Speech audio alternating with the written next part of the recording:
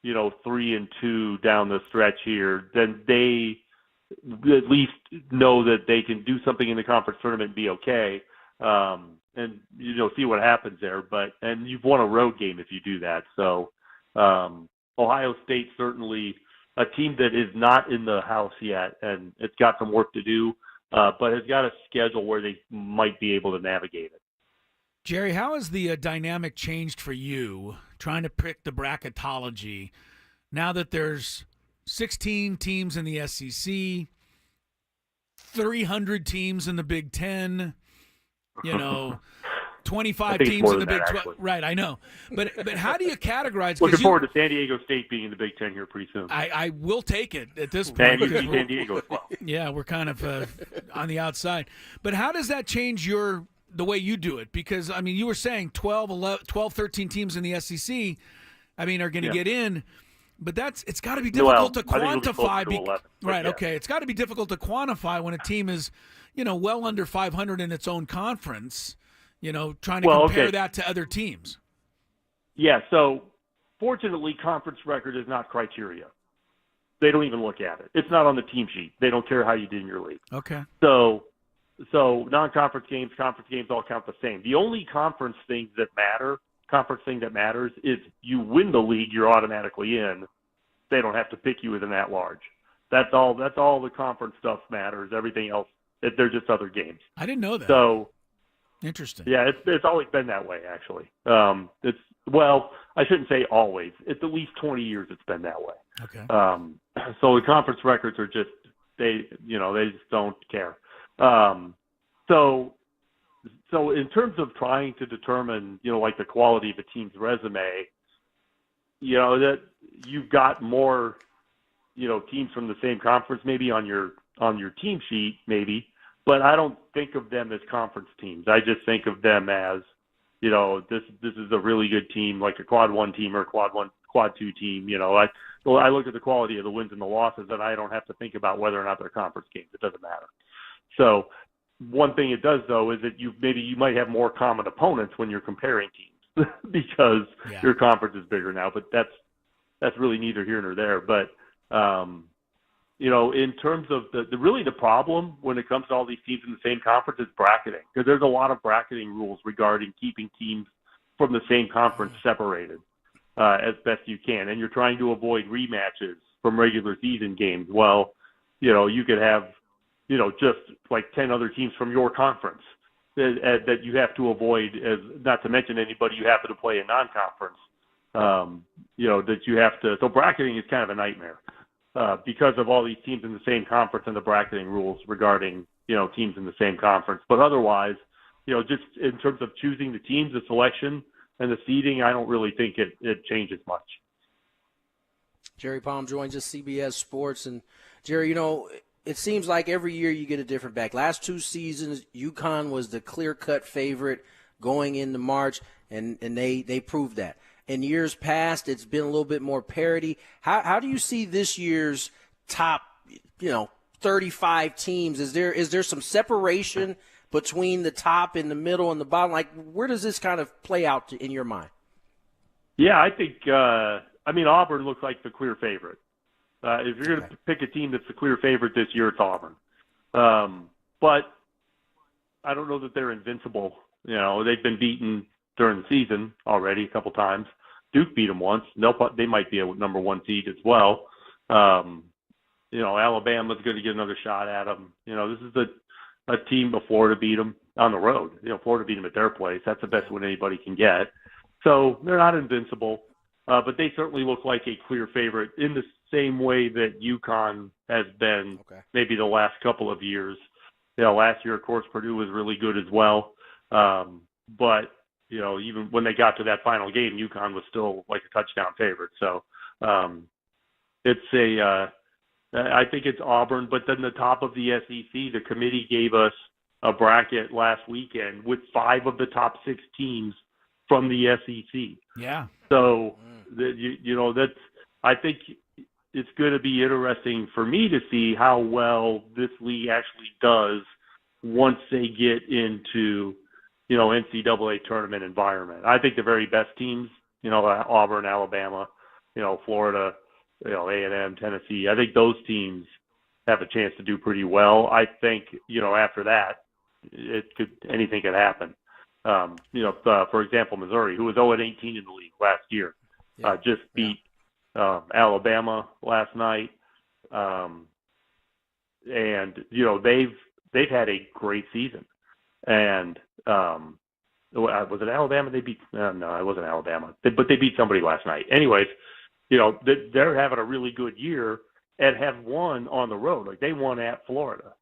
So, this is a team that is kind of flying under the radar that has shown, that they can step up and win some big games. So the SEC, I think, is going to be interesting to see, what the very top teams do, because they're expected to do well, but then maybe what some of these middle teams do. Can they get to the second weekend? Can they get to an Elite Eight? I'm really curious to see what those teams will do. And they did beat Alabama last night. Yes, they did, Jerry. You got so many games going on in your mind. I understand it. I have one last thing. We got like 2 minutes left. I'm reading an article which was written about a year ago by the Associated Press. It talked about bracketologists using AI, artificial intelligence, I'm not exactly sure how they would use it, but as part of the bracketology process. Is this actually happening, or I mean, are we getting to that level of diving into all of this March Madness stuff? I can't speak for anyone else. I don't use it. Good. I don't use it for anything. Thank you. I'm a computer science guy, so it's not like I'm afraid of technology. My degree is computer science. Okay. Right. So, but I'm not really comfortable with using it. I haven't come across a time where I thought I had to use it. And it's funny because my wife is also computer science and she uses it for everything. So, all right. But I can't think. I'm never going to give my brain over to something else to do brackets. So I'll just do it myself. That. I'm glad. I hope something stays safe Jerry. from AI, Jerry, and that your bracket is safe from AI. I'm good with that. So that's my whole life right now.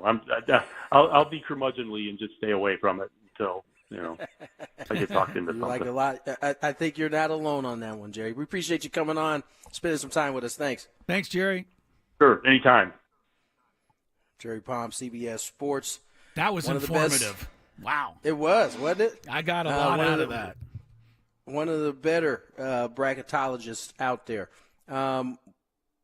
You guys got anything? Are we ready to break? Is it that time? It's not that time. Just I asked him the AI question because I was just reviewing some bracketology stuff, and there was a big story about this. I'm like, really? Like the AI is now picking the field? I mean, I'm glad to hear him say that they're not. BCS was picking the field, which I guess was AI. I don't know. When you asked that question, I'm not going to lie. When you asked that question, I'm not going to lie, it got really quiet. I was like, oh, my God, is he asking something he's not supposed to be asking? I know. I thought he was going to say, you're not supposed to know about that. Is he revealing that my picks are actually computer-generated? I know. I thought for half a sure second. That's where it was going for a second. But then he was like, to be honest, I don't use it. Okay. Yeah, good. I'm glad somebody isn't using it at least. Daily Gambit coming your way. Wonder how these bets went. I know the first one didn't go well. Not good. I would imagine. Not good. I'm living on the streets the last few weeks. I take that back. It went well for Chris. We'll get to it on the other side. Daily Gambit for you gamblers out there. More Gwynn Chris on the other side. You gamblers.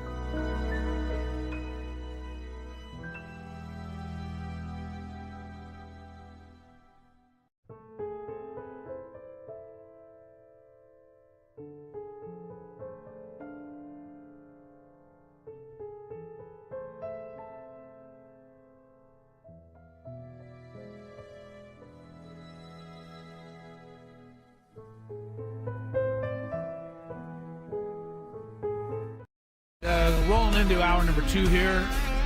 Gwynn and Chris on San Diego's numero uno sports station, 97.3 The Fan. Tony Gwynn Jr.'s down in Peoria. He and Jesse will have the call, and you'll hear the game live right here tomorrow, getting underway shortly after noon. Padres Mariners, game 1 of spring training right here on 97.3 The Fan. Our program will follow the game tomorrow. Couple of quick things before we get into the daily Gambit. Well, really one quick thing. First big injury of spring training already. There's one game being played today in spring training. The Cubs are ahead of the Dodgers 12-4. They're in the 9th inning. But that is not the story of this game. Dodgers pitcher Bobby Miller was struck in the temple, the head, by a line drive off the bat of Michael Busch. This happened in the 3rd inning of the game today. Skraby's got the video to show those of you that are watching on YouTube. Is this squeamish enough that we should just warn people? Or no, I mean, if you've seen line drives to the head, then you've seen them all? Okay. Yeah, I mean, if you watch baseball, this is just one of those things that happens. But there's no blood or anything. And he actually gets up and walks off on his own power and doesn't even really look like he has a mark on his head. But here is the video and the audio that accompanies it. You can hear it hit him. Blow where the ball goes well off, and this is just frightening. It ends up going off of his right side of his face. Oh, good. They showed it in slow motion 3 times. Thank you very much. I think honestly, in case you missed it the first time, here it is again. I think that that ball did not get him square. Thankfully, there's no way it looks like have. it looks like it kind of catches his temple and hits the bill of the hat at the same time. It kind of glances up. You see the look at the hat, which direction the it's facing. Pops off too. Well, when they show it from the other angle, Skraby's going to show the it. Hat is facing. If you're watching, the hat is facing center field. Oh, right. You're right. It spins you're around. Right. You're right. It wow. spins it off. Yeah. If you're watching YouTube, So Skraby is showing this to here, you man. 160 times. Okay, Skraby. We're analyzing it. We got it. We're analyzing We it. got it, Skraby. Got hit in the head with a line drive. No word on how Bobby Miller is yet down in Glendale, Arizona. But as Skraby pointed out, he was able to walk off under his own power. But that was quite the blow. 12-4 Cubs. Hopefully this will be a $345 million down the drain. Yeah, a theme for the Dodgers. I doubt that you can really say that, but not a lot of the starters are all playing today. 12-4. Padres debut tomorrow. All right. Last night, the Lakers. By the way, I'm flipping through. I don't do this often. Going through X right now, and I'm seeing all the stuff you were talking about. I just saw Chris Bryant get plunked. Oh, did you see? Tony's algorithm is on top of it right now. He's not happy, right? You can tell. He looked irritated. Yeah. Like, are you kidding me? I mean, Chris Bryant, Skraby said it. I mean, Chris Bryant, the only thing that can keep going through his mind is how much money he's making. Because he can't be happy in any other way, shape, or form. Was he? I wonder if he was promised that they were going to try. He didn't even come back to home plate. He just walked. I think he went home. I don't blame him. He probably is just like, I'm not doing this. He's totally walking off like a. I told you guys, like a kid who's like, I'm not doing this. I can't believe this is happening already. His own guy plunked him in spring training. It be your own people sometime. Yeah, the world of the Rockies. Ooh, I just saw this just popped up. What'd you get?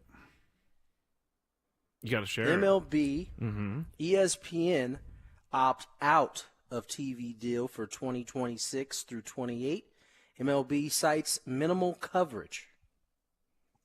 Wait, minimal coverage as in like they're not doing a good enough job on the broadcast? Enough? I guess not. Let's see. This is from Evan Drellich. Major League Baseball and ESPN have mutually agreed to end their national television deal after the upcoming 25 season. According to a memo, baseball commissioner Rob Manfred sent out to his owners Thursday. Manfred wrote the league has not been pleased with the minimal coverage that MLB has received on ESPN platforms over the past several years outside of the actual live game coverage. Really? I can see that. I can see why MLB would say that. What else does ESPN talk about I during see the a summer? ton of hockey, and I see a ton of NBA. Ton of hockey. Come on. Yeah, because ESPN hockey's on ESPN. I see commercials for that all the time in here in studio. I see commercials for it. I don't see hockey on it often though. Well, what I think they're saying is like ESPN went hard in the paint on WNBA, and so that is what they're saying is they're not. MLB doesn't think that they're promoting their sport enough on their channel. That's fine, but it ain't got nothing to do with WNBA either, because I still see baseball more than that all the time. So I get it. It makes sense. I think it's a dangerous Yes, move, it is. considering you don't know what anybody else is going to be willing to do right now. I mean, It is MLB is on it's tricky Fox. out there right now. They're on Fox already, right, with the national game of the week. Yeah, but I don't think that starts until later. But if in you're the year, going maybe? to, okay, are you going to make this move? And apparently that's the story, right? Baseball says no more ESPN. So are you going to make this move because you're mad, but in the end it's going to hurt your product? I mean, where can they possibly go to increase the visibility over what they're now getting on ESPN, even if they don't like the amount they're getting? Where do you go to increase that at this point? Prime? Wait, hold up. I'm not saying that you're wrong. I am saying no. So you think the majority of people are going to now get Prime in order to watch Major League Baseball? I think they already have Prime. There's got to be more Prime subscribers than ESPN viewers. Get out of here. There's got to be more Prime subscribers than ESPN. Because you're Prime, because you sign up for Prime on Amazon for the shopping, and you get the Prime Video, I believe, for free. I think they started introducing let me ask it a different way. Yes. Who doesn't have ESPN? There's lots of people without ESPN, Chris. You have to pay No, for there's a ESPN. lot of people. No, hold up. There's a lot of people that say they don't watch ESPN, but I don't necessarily believe they don't have the ability to watch it. With the cord cutters, you would have to go and buy probably the ESPN Plus app. You would have to pay for all that, so you would have to go. You can get it. YouTube TV has ESPN. You yes, can get it. yes, but not everybody has a cable provider. They're paying for certain apps. Okay, Rob YouTube TV's Manfred. not So a cable. you're agreeing with this move by baseball to dump ESPN. You think that can somehow be beneficial to them? No, but I said I could see why they may think that ESPN is not promoting them enough. I think baseball's being This is going to be interesting to watch. They had a March 1st deadline to either opt. Both of them had a March 1st deadline to opt out. Otherwise, they'd be locked into 2028. Now, if you're going to tell me that they feel like they can get a better deal from 26 and beyond somewhere else based off of what they saw through the first however many years of this, you might get me to be like, all right, but this seems tricky. This is MLB right here. I mean, I know it's a different landscape than it was 20 years ago, Skraby. So That's the thing, though, Chris. Nobody knows what the landscape actually is. Yes, at least you know what ESPN's landscape is, and I can tell you that when hockey 20, 25 years ago, I parted company with ESPN and went with NBC Sports Network and OL. I don't know what they went to, but hockey disappeared for about 15 years in everybody's mind. It was the dumbest move hockey ever made. Different time. I know. I know you said that. I know you said that. I don't think we can compare past eras to this era because it's not apples to apples to apples. Okay. I don't like this move. Baseball's already, like Tony said, we don't know where it's all going. Hold on. Local television is in trouble with baseball in a lot of markets, right? Like we don't even know where all the games are going to be on for teams around the city, around the country. In the United States, by the end of 2026, it is projected This is according to who? According to what? Statista.com. Well, they're legit. Good old Statista. Yeah. Okay. I will agree it's not the greatest source, but it is telling me what I want to hear. I would rather that be according to Jerry, the guy sitting down on the corner at Friars Road. Statista is a great website, but Sure they're saying that there's 173 million Prime subscribers in the United States. Okay. And I'm seeing on the chat that people are agreeing with me. There's more Prime people than there are ESPN people. And people are saying, I don't have ESPN. I don't have Okay, but ESPN. that's fine. You and the chat can all be in the same boat on this. But here is my question: who is to say that Prime is like, yeah, we want MLB? Yes, right. You're assuming that they're going to go to Prime with this argument. You're right, but Turner can do it too. There's many different. I think Prime would make sense because they want to get into all of these sports now because they're in the NFL, they're in basketball now. You at least have some choices, and I can dig choices, but we'll see. I'm not so sure that this is as clean as you're making it sound like it's. It's not. It's not. Why don't you? It seems like this is. Go ahead. Can you go back to Statista real quick? Yeah, I'm on it right now, Chris. Okay, thank you.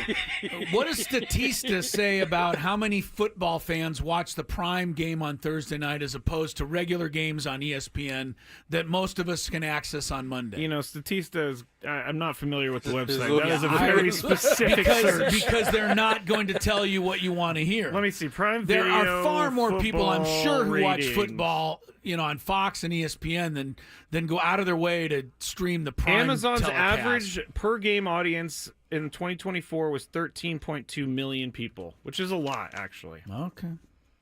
Chris is fighting me on this. Well, I fight anything that's headed to streaming. You know that. I fight anything that's heading to streaming. And I'm going to keep up the fight until I go down for the count, which I know. Sorry for our gamblers there. We really meant to get to it, but no, that was good. That was a good. That news felt like it was kind of important. I think it's big, and I think it'll be the ripple effect of that will be felt for a while. Until baseball, sorts this all out. I will say they'll have to come up with something, this year before the season's over because Deck 26 is right around the corner. Yeah, they do have to figure this out pretty quick.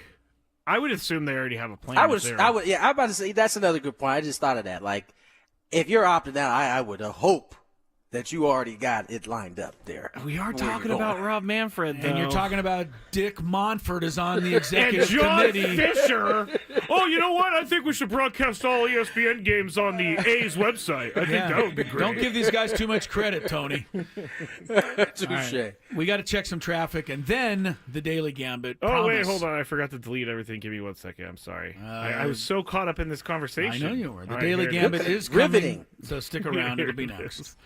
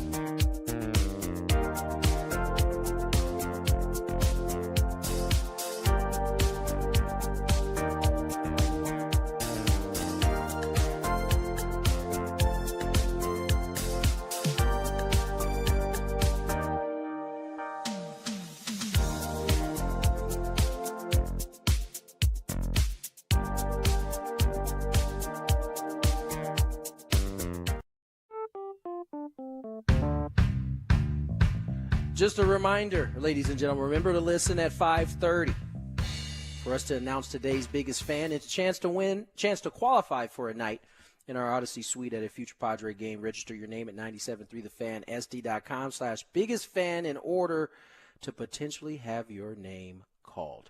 All right, let's get to the Daily Gambit. Do you like money? I think about money a lot. Do you like money without doing anything? Winning. Do you want to make money while watching sports? I think Washington is immortal luck. Washington! Woohoo! If you answered yes, this is your segment. Just don't blame us when you lose. Nothing is ever your fault. It's your game. Take it. Gwynn and Chris go through the top bets of the day in The Daily Gambit on 97.3 The Fan. Daily Gambit is our daily sports betting segment here on Gwynn and Chris. Please gamble responsibly. I say that with importance because we're going to talk about a story later about gambling. So please gamble responsibly. Last night's bets, Chris. Lakers, 12-point favorites over the Hornets. You took the Hornets. I took the Lakers. Lakers do it. Tony, I'm the reason they lost this game 100-97. Yeah, please stop picking my team, please. I'm going to. Thank you. Over under 228.5. Chris went under. I said over, and the Lakers would score 131. They scored 197 combined. The Lakers only scored 97, so that didn't work out for me. No, it didn't. Who scored more in the game last night, Luka or LaMelo Ball? I said Luka. Chris said LaMelo. LaMelo had the better game, 27 points compared to Luka's 14. And I lose that one again. This one, though, works out for me. Auburn minus 15.5 on the spread against Arkansas, or the Sauce. Chris said Auburn. I said Sauce. Auburn wins, but they only won by 67-60. So I finally get on the board. Boise State minus 4.5 against New Mexico. We both said New Mexico. Boise State won, and they won by enough. They won by 8. So we lose that. As Jerry Palm said, that should help the Aztecs a little bit because the Aztecs swept Boise State this year. Yes. Utah State minus 16.5 over San Jose State. We both said San Jose State. It's from Key and Peele. Oh, that's right. When they do the introductions to the NFL players, and the guy goes San Jose State. Utah State wins 105-57. Yeah, why does San Jose State nearly beat us every time? And then they play Utah State and they lose by 50. Well, the Aztecs have to start with a deficit of at least 15 points before they start playing. That's Seems how like the year is going. Yeah. All right, last one. USC women against Michigan State. USC 12.5-point favorites. Chris and I chose USC. USC won. Not by enough, though. 83-75. All right, we got a couple of things to kick around about the Lakers, but because Luka, I'm hearing a lot of weird stuff right now, and I have a feeling people are overreacting, Tony, but I want to get your thoughts. He's off to a bit of a slow start. And then LeBron and his continued ability not to be able to tie games with last-second shots. There's a statistic out there that's kind of mind-boggling. Chris is going to make sure everybody knows this stat before the day is over. It's a stat of the day. That's why I'm going to make sure. Before we get to it, though, a little bit college basketball tonight. Your guys, the Dons. Oh. Minus 15.5 at home against Pacific. Skraby, I'll let you go first. Now, the Dons were also mentioned by Jay Billis as one of the best 68 teams in the country. Good. Thinks they should get into the tournament. I don't know that means they will, but he's a fan anyway. It's hard to win that West Coast Conference when you got Gonzaga there every year. Well, St. Mary's is winning it this year at the moment. I am going to go. USF has been playing a lot better lately, and they've been taking care of business. I go USF. You know, you kind of remind me sometimes of Mud. Why? You know, Mud will intent, and he does it to annoy me on purpose. I'll be talking to Jesse about, let's say, the Lakers the night before, And I know he hasn't watched or cares to watch. And he'll come up and be like, yeah, man, they got to do a better job of rebounding the ball in the second half. It was just like he just makes up something. That's how Skraby is sometimes, especially when he's talking about his school. Yeah, the Dons have been playing well lately. They have. I get a push notification before and after each game so I can keep up with them because I don't have anything else to cheer for. I bet one thing you don't know, the Dons. One thing you don't know, the Dons are 15-0 at home this year. I did know that. That's why I picked them. All right, sure. Tony, War Memorial Gymnasium, Chris. Okay. Yeah, just because you know the name of the gymnasium does not mean you knew they were 15-0 at home. Stop it. What do you got, Tony? Goes hand in hand. Pacific's at the bottom of the. Give me the Dons. We're all taking the Dons. All right, UCSD. They just got to do a better job of rebounding in the second half, and they should be good. Yeah. Thank you, Mud. UCSD goes on the road. Did you guys choose the Dons? We all did. Yes. Tritons go on the road tonight, 12.5-point favorites over Cal Poly. UCSD cannot afford a stumble because they look to stay above the Big West. Jerry Palm was making that pretty clear. They can't afford to do anything other than win this division or win this league. Winning it out. I'm going to stick with them. They've been beating everybody by double digits of late. Stay with the Tritons. Tony? Give me the Tritons. Tritons. Skrabe, you want to be a Cal Poly guy? No, but their rebounding is very good. So. Cal Poly? Yeah, Yes. turnover margin for them on the road has been a little down. You know what? That forward on their team, he's pretty good. Who are you taking? Tritons.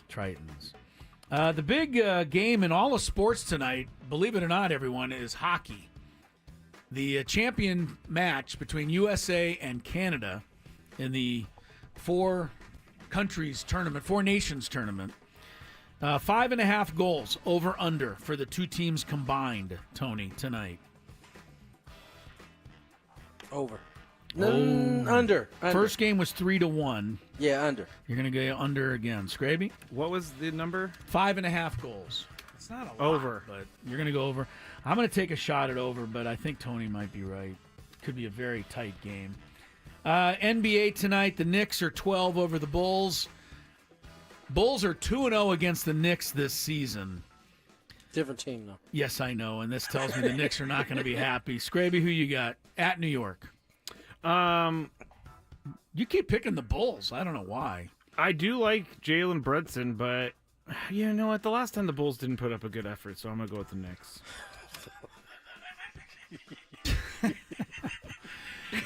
I will say this, the Bulls did lose a game by 60 points last week to Detroit. I'm telling you, Chris, I pay attention more than you guys think I do. I may not remember things correctly, but I pay attention, okay? I got to go with the Knicks here. The best part was no one even needed to say anything. We know how outlandish what you just said is. Are you going Knicks? Yes. I'm going Knicks, too. All going Knicks. Lakers 1.5 at Portland. Luka out.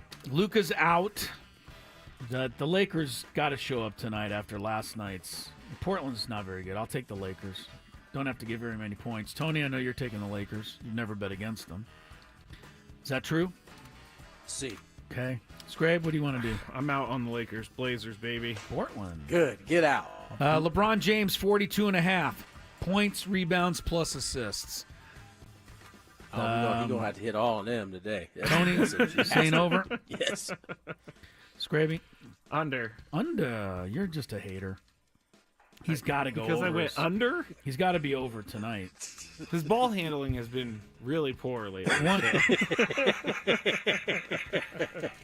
One more. South Carolina's women are home against the Sauce tonight. And the Sauce apparently is going to get doused. Ooh. South Carolina is favored by 41.5. Oh, my goodness. This is women's NCAA. South Carolina, by the way, got blown out the other day by UConn in women's basketball. They doused South Carolina. Behind. They did. Arkansas's 9-18 overall. The Sauce. Not right. Not right. Scraby, you're first here. I mean, these ones are the hardest These ones. are hard to do. They're hard to do. You don't know. Dawn Staley's going to get her team together, so I'm going to say South Carolina. They're going to light it up tonight. They dribble really well. I mean, 41 seems excessive. That is excessive. That seems like that's not like that's you 38.5, cool. 41 starts to feel a little excessive. I'm gonna take the under on. I'm gonna take the I'm gonna take You're gonna go the sauce. Sauce. The cover. I'll go with the sauce as well. All right, there's our picks. LeBron James stat will have to wait because we're at the bottom of the hour. More Gwynn and Chris coming. It's the stat of the day, so don't miss it. 30-mile zone also coming up. Correct. Next.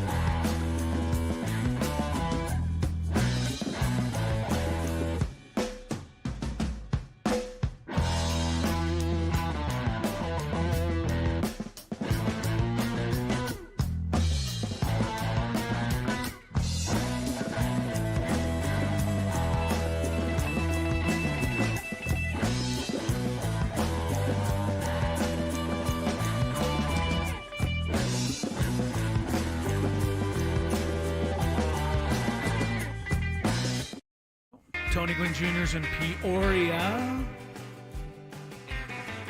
What year is this for the Padres in Peoria? 25? Are they that far into it now, Tony?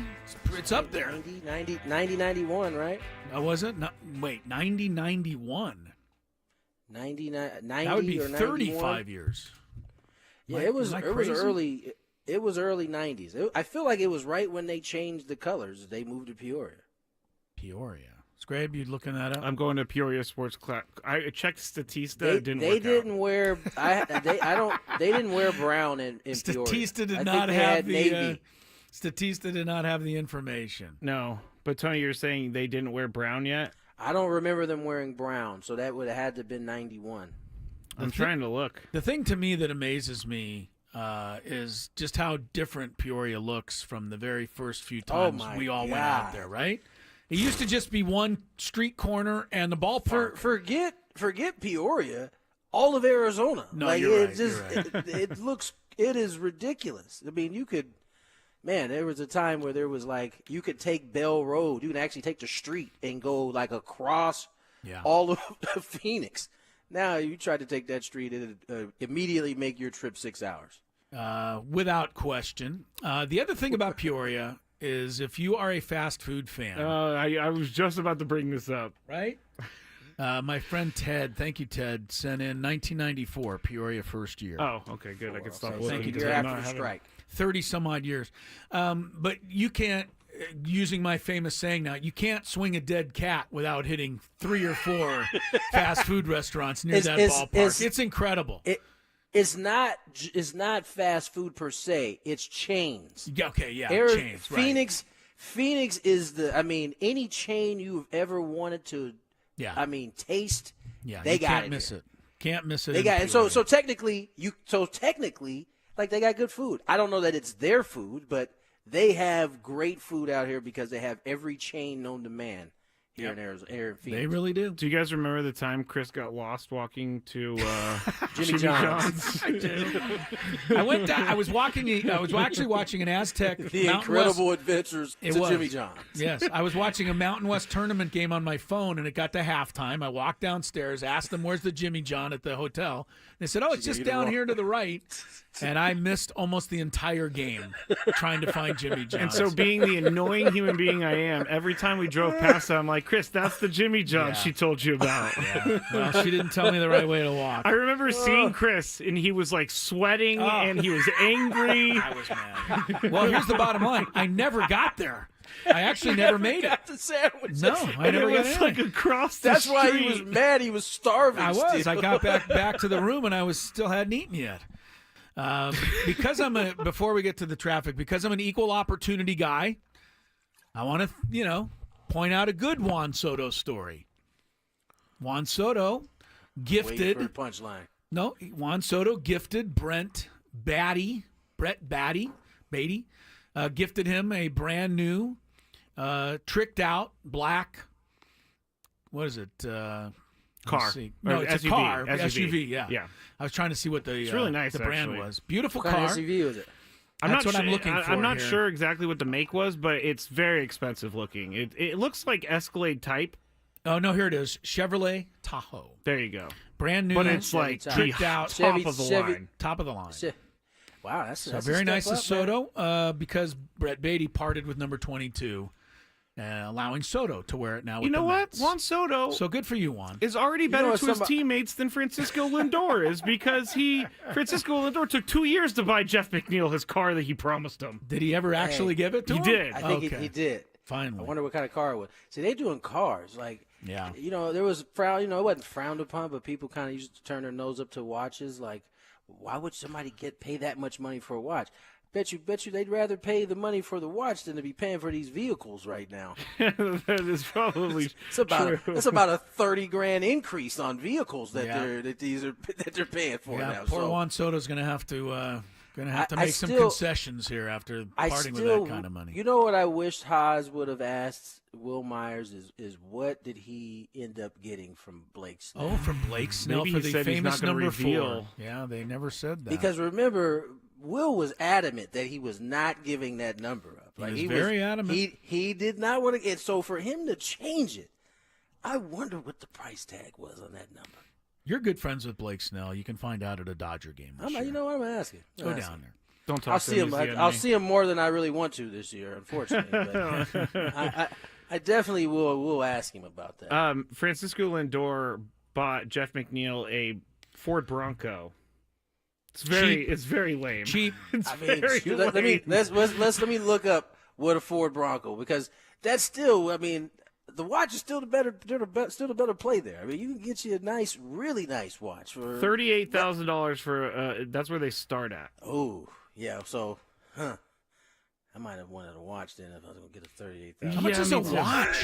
How much money can a watch cost? How much you got, Chris? I guess. I mean, I don't get it. My Mickey Mouse watch is like $12. Tells time just fine. These watches can get into the six-figure range, but really, yeah, I did not know. Sure. Not aware. All right, let's get some traffic updated for you, and then head on into today's 30-mile zone. From the 855 Get Ross Traffic Center, protecting San Diego after accidents or injury, here's Kelly Danick.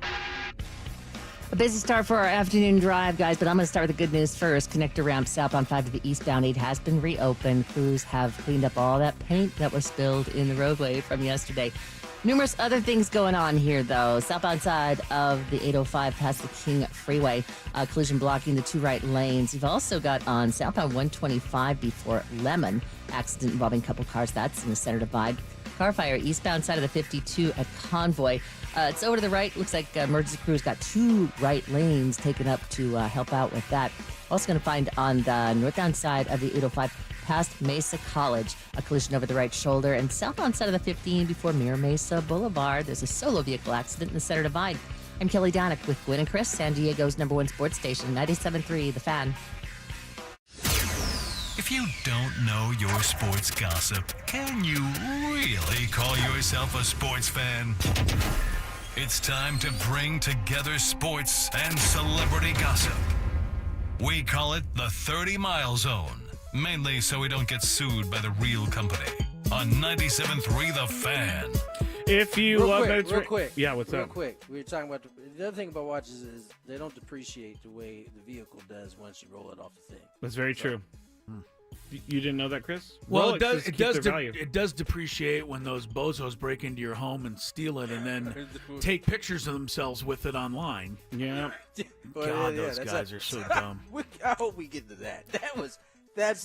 That is a fantastic piece of 2025 work there. I mean, we did talk about it a few weeks ago, but then they keep finding more photos. There is like more and more selfies of these guys in the gear that they stole. About they got caught a couple weeks ago? Yeah. They've been caught for maybe a month. I just read about it a couple days ago. Yeah, I don't know exactly if they're like charged now or something like that, but I do know they were caught weeks ago because we did talk about it here. Hey, I'm telling y'all, that cloud, y'all gotta be careful. You think you're putting it up in the cloud, all of a sudden it appears out of nowhere. With all stolen items. And then the weirdest part is these kids are kids. They should know this. Yeah, right. If I made that mistake, you'd almost understand it. I'd be like, yeah. That I didn't know. Chris doesn't know that his phone has GPS. That's how they found him. Yeah, right. That's why he found him. All right, let's start with another theft of some high-priced items, and that would be Miami quarterback Carson Beck and his girlfriend Hannah Cavender. They had, Carson Beck himself had a Lamborghini stolen and an SUV belonging to Hannah Cavender. So they're currently looking for these, a Mercedes and Lamborghini stolen, Carson Beck. They're currently looking for these cars. They did find Hannah Cavender's SUV, but he has been robbed, and I would assume it's because he's flashing that he has a Lamborghini and Mercedes all over social media. Welcome to Miami there, Carson. Yeah. The good news is they're giving you $4 million. The bad news is people in Miami are going to steal it. So I mean, if you're gonna put it out there, bruh, this is some of the consequences that could come from. Can you actually go to you're gonna floss? I want to hear where you're going with that. Well, that's what I was going with. If you're gonna floss, these are the consequences that can happen. Okay, sorry, I didn't know. Chris. No, I was just gonna say that this is the richest young college couple that I can think of. The Cavender twins are both multi-gazillionaires. And by the way, they started their women's basketball careers at Fresno State, covered their games the first 2 years before they went global. And then they both play at Miami now. Yeah, I think only one of them. I'm sorry. Carson Beck and Hannah Cavender both are at Miami. And Carson Beck went to Miami because he got $4 million to leave Georgia. Incredible. The age of photos have only made criminals' jobs that much easier. Also harder, because they also become a part of the wave of wanting to take photos of themselves, even though they're doing illegal stuff. It's crazy. Yeah, it's really weird. All right, next story is kind of sad. Not kind of sad. It is sad, and it's pretty shocking. LaVar Ball, LaMelo, Lonzo, and Leandro's dad, actually, after a health issue, he had to get his right foot amputated. Boy. So they have a picture of him. He's coming out of the hospital. He's in a wheelchair, and he doesn't have a foot. So they don't really say why this happened, but they are saying it's due to a health scare that caused this to happen. But LaMelo put up they put up pictures last night of everything, and they announced it last night. But this is shocking to me. I mean, that's pretty crazy to have that bad of a health scare that has to take your foot. So I'm glad. Yeah, take care of yourselves. You know, as you get older, I know you put a lot of work in, and it may not be the easiest to do, but I would imagine it's worth having both of your feet and your hands and all your limbs and all that. A lot of people, I think, honestly, when they get a little older, get out of college, get into their work life, into their 30s, mid-30s, and it is tougher to work out, as you said, Tony. They also feel like, if I work out or play too many sports, I run the risk of getting hurt. Guess what? Yeah. If you sit on your couch, you run the risk of so many more things than just pulling muscle somewhere. So get out there and do stuff, but please. I'm safe on my couch, Chris. I know you are, and You're we've safe seen the for now. result. You guys act like I sit on the couch all day. No, I take it back. First of all, I wasn't talking about you. I was talking about everybody. I was talking about you at all. I was talking about you until I remembered that you like to play tennis. And I don't know why this is so hard to figure out.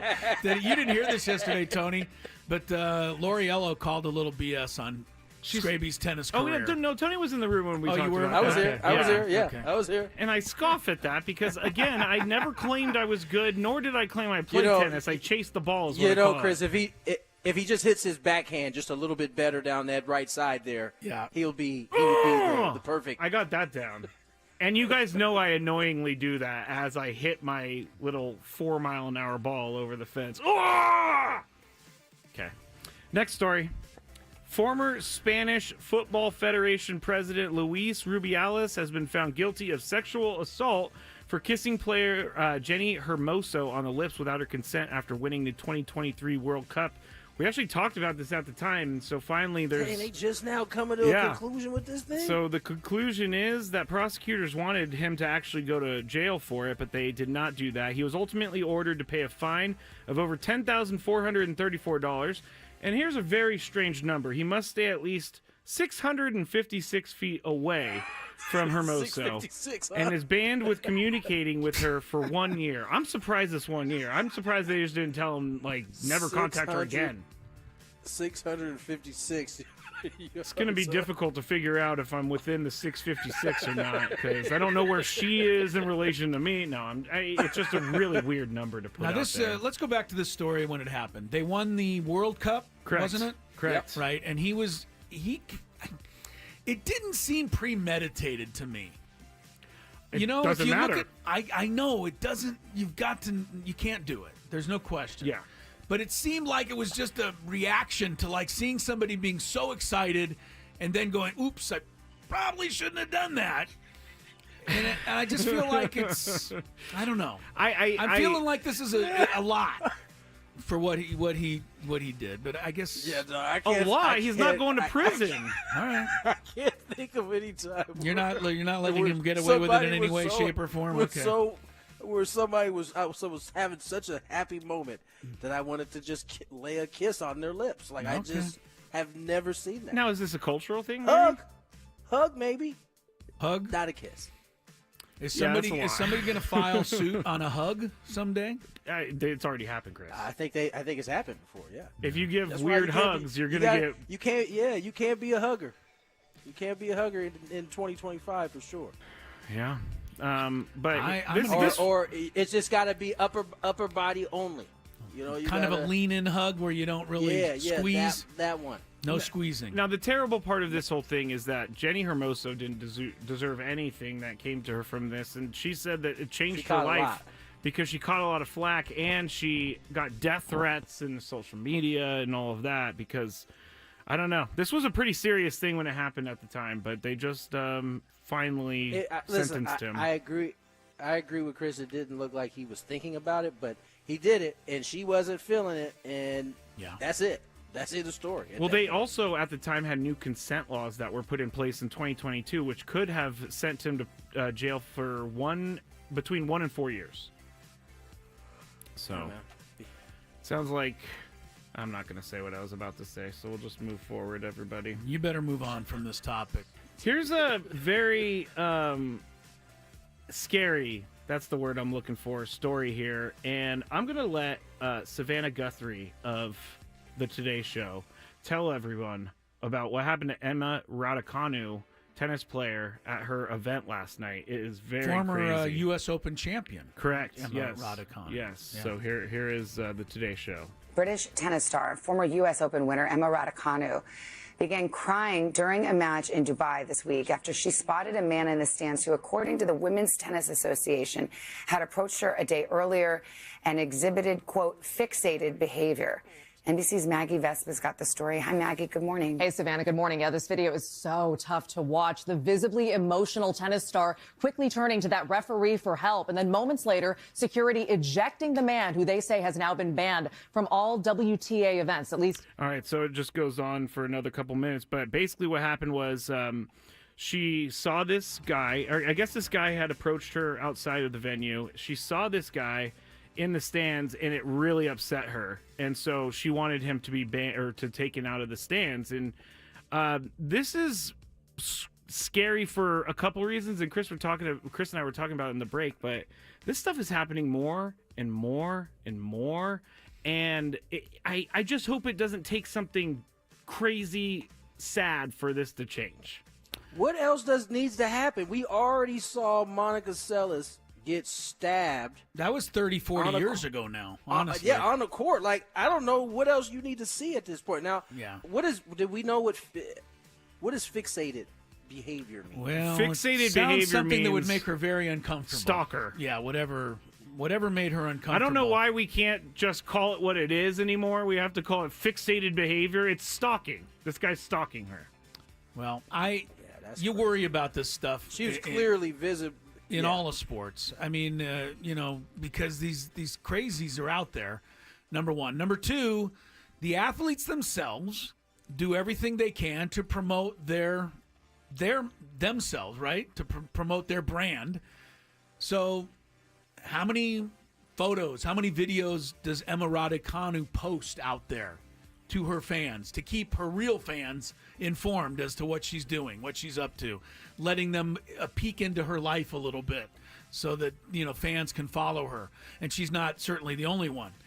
And so that is giving these, the stalking types much more feeling like they're closer to the athletes. Yeah. Even when there's no relationship of any kind. I can't remember who it was, but someone got caught stalking a celebrity and they asked, why did they do it? And they're like, because we're friends.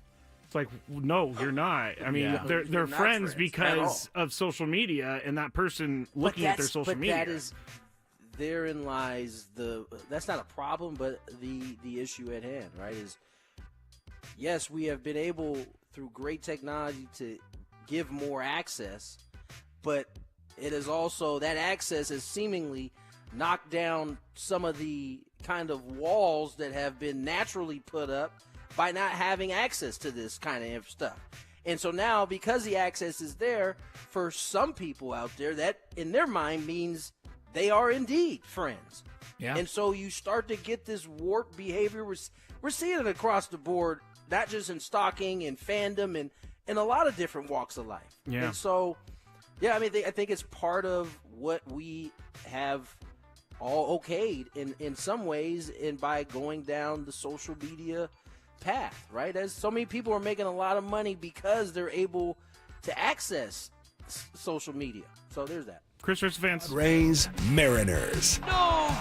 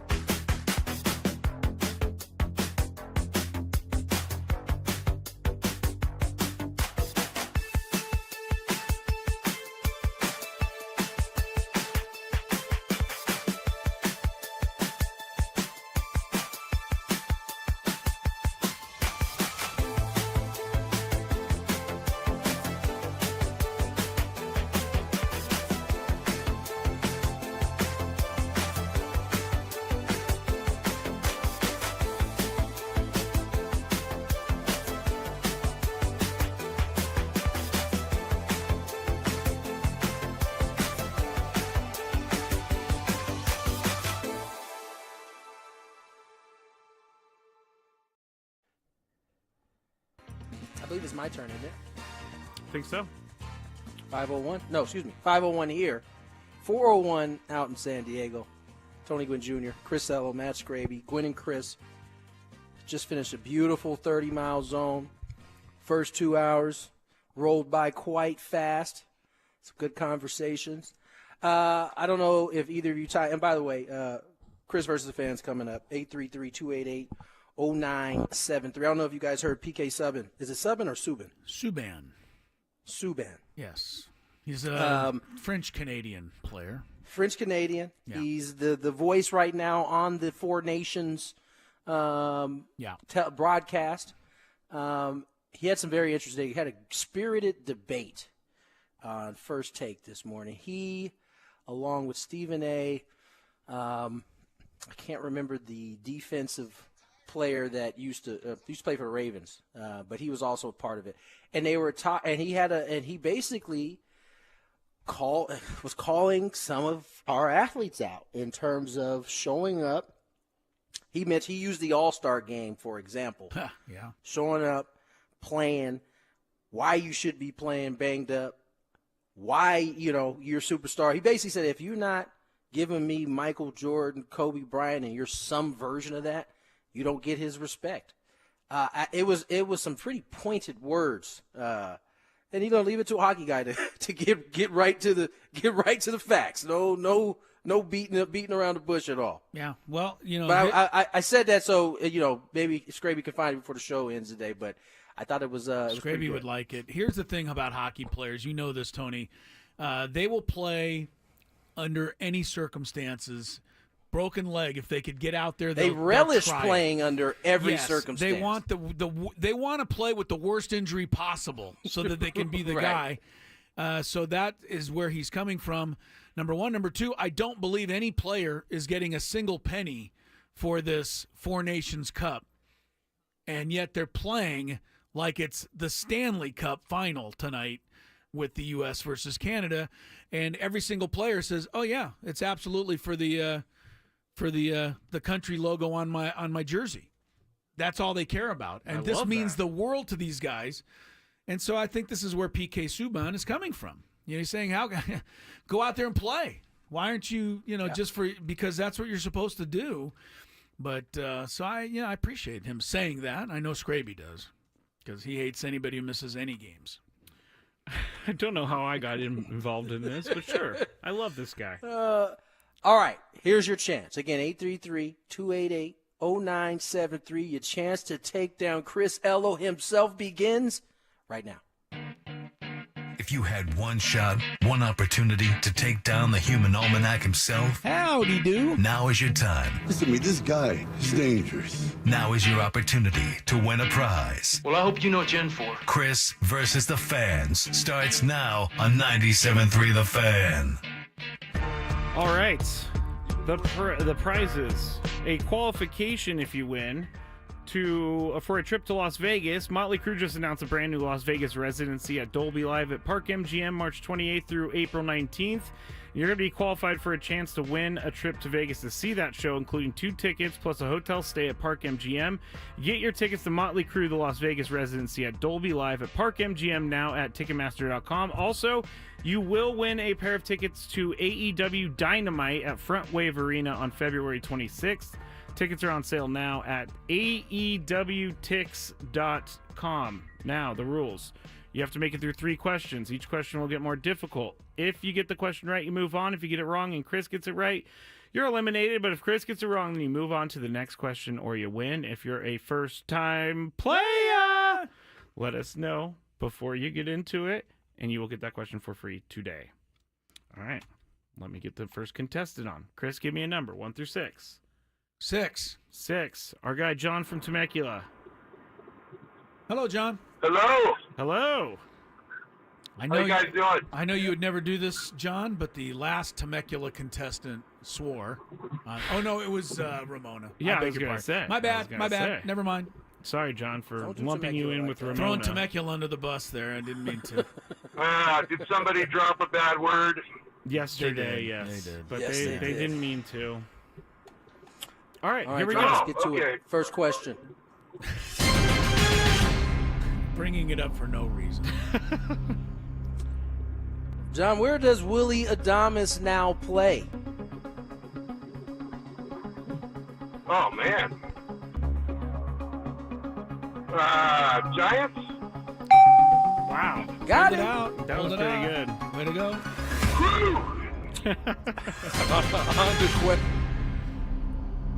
On to question number 2. Sorry, I Making forgot us to wait for sweat you. it out there.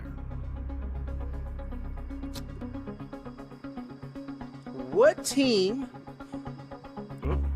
Is that Sorry, right? Dyslexic. Okay. What team does SDFC open up with this weekend?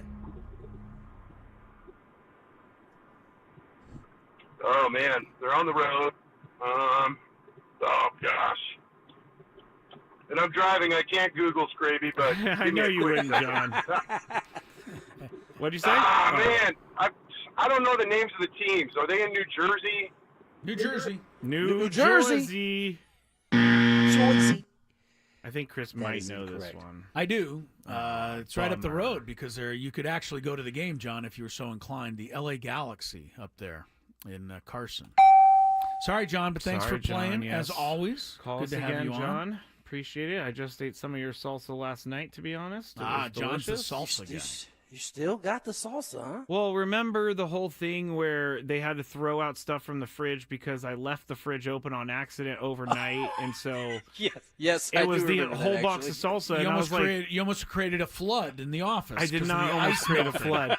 There was a full box of salsa that they just said, "Here, you guys have to throw it away." And I'm like, "No, I'm taking this home. I don't care if I get sick." And I haven't gotten sick. It's delicious. Okay. Next contestant. Salsa's delicious while you're lying on the couch. What a jerk. I don't lie on the couch, Chris. I sit upright. Kevin in Oceanside. Hello, Kevin. Good afternoon, gentlemen. Been a while. Good to have you back, It has Kevin. been a while, Good to have Kev. you back. Thank you. Welcome back, my friend. Here we go. Yeah. Question number First 1. question.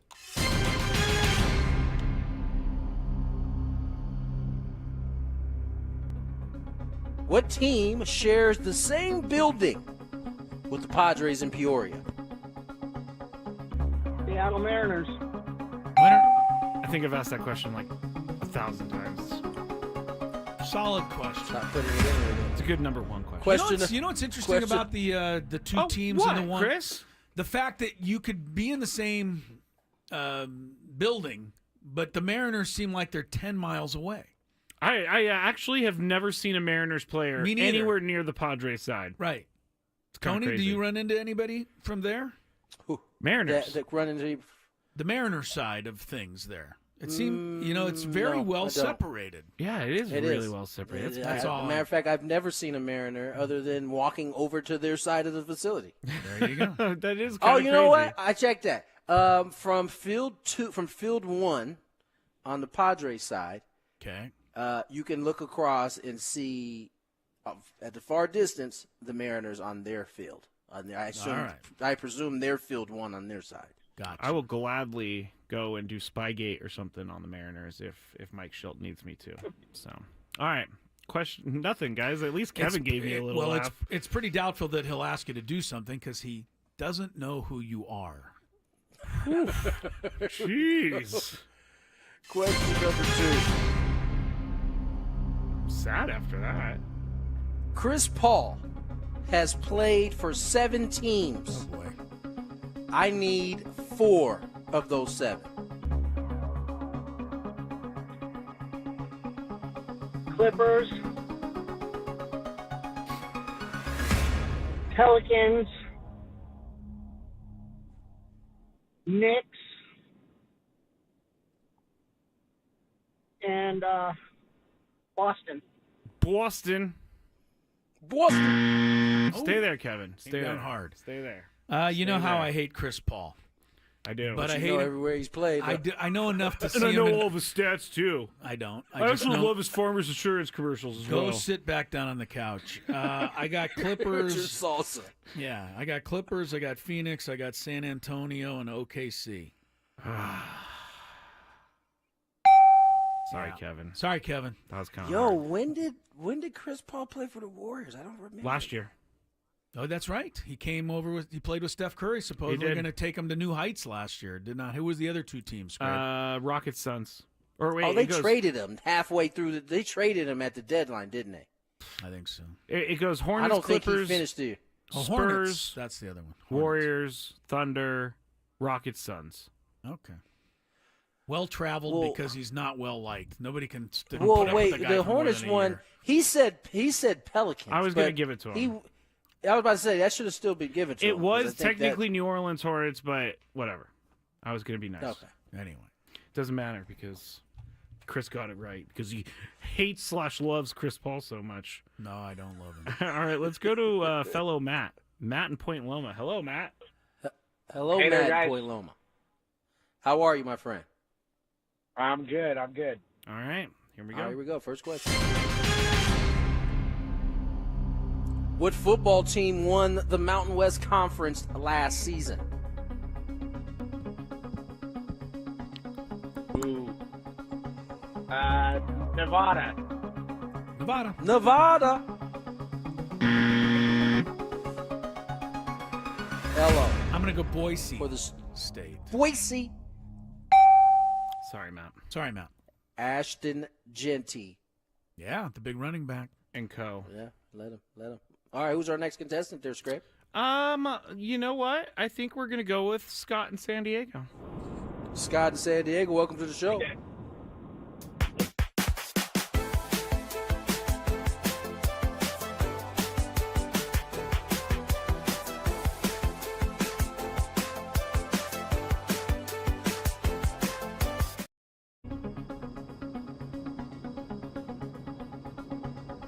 I gotta throw it to Chris. I don't watch San Diego State football, even though I live in San Diego. It's okay. He's going to throw it to Chris Ello. Hope for a fumble. Danny O'Neal. Yeah. Danny, I'm out. Who's O'Neal. now gone? Yeah, I know. I choose not to remember him, frankly. Well, he wanted to be closer to home and also play for Wisconsin and take whatever money they. I don't blame him for wanting to be closer to home, but yeah, man, you moved out to San Diego for a reason. He also decided in about an hour and a half, which told me that it was kind of a done deal ahead of time. Yeah, it didn't take him long. Yeah. Shout out to Danny O'Neal. All right, good luck to you, Danny. Now he's going to win the Heisman with Wisconsin next year. I know. No shot. All right, we got to go tiebreaker. What's our player? Who's our player? Tiebreaker. Julio Rodriguez, Mariner. Unless you got someone better. Like the now Julio Rodriguez? Sure. So, no, give me someone else. How about Juan Gonzalez? Texas Ranger. That is interesting. What made Home you think run of Juan champ? Gonzalez? I don't know. I have no idea what made me think of it. When All you right. said Julio Rodriguez, his face popped up in my head. There you go. Juan Gonzalez. 17 seasons. Really? Yeah. So let me get a caller real Gonzo. quick. We're going to go to Alex in Cardiff. Hello, Alex. Alex in Cardiff. Hey, guys. Hello. We're going to play the tiebreaker. Do you know how to play? I know how to play. All right. I'm going to put you down for a second. Chris, in a single season, hold on, let me sort this real quick just so I have it right. Sort it, buddy. All right. Sort it. What was the most home runs he hit in a single season in his career? I believe he was at least a 2 or 3 time home run champion, but I don't recall him ever quite getting to 50. I think he played before the steroid era, before guys like Brady Anderson were hitting 50. I'm going to give him 46, though. 46 in one season. All right, Alex, is the actual answer higher or lower? Higher. Higher. I think he's got to win. Barely, but Alex does win. No. Very nice job, Alex. Good job, Alex. What was it, 47? It was 47 in 1996. All right, very good. You know, smack dab in the middle of the steroid. Yeah, right. He was in the middle of the steroid I was going era. to say, here are his top seasons, guys. 96 was 47, 93 was 46, 98 was 45, 92 was 43, 97, 39. He hit 434 in his career, and he also finished his career with a 295 average. First of all, Juan Gonzalez was a terrific player, with or without help. But his demise was he signed that big deal to go play in Detroit. when Comerica was, you couldn't hit it out of there. Graveyard. Even Barry Bonds would have had a little trouble in that ballpark. It was the worst place for a right-handed hitter to go, especially hip tight, because he was the type of dude to hit the ball like all over the place. But that place was like 450 to dead center there before they moved the fences into where they are now. Yeah, it was impossible. I don't think he was never healthy there, and it was one of those big deals that didn't. Well, the go one well. year he played in Detroit was 2000. He had 22 home runs, still hit 289, but yeah, much lower numbers. Just started to dwindle there after that. Is it me? Yes. Let's get to break on the other side as I pull up my sheet here. We got some SDFC press conference audio. You know, their game's coming up this weekend. We also got some stuff we didn't cover earlier the show as well. That's true. So we'll have something for you when we come back with Chris. Here's some traffic. No dead air, huh? From the 855.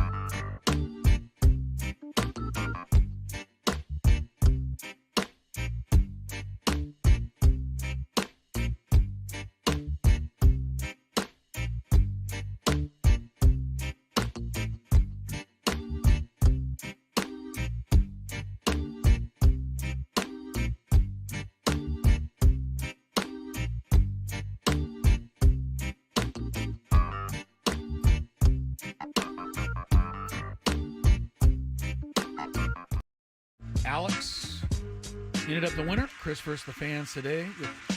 We'll take another shot tomorrow.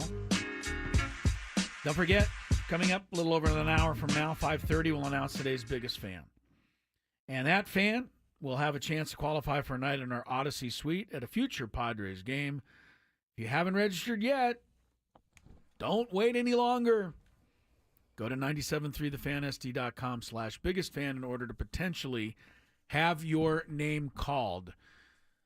SDFC, San Diego FC. First ever match Sunday. Mentioned it in the trivia there. Yes.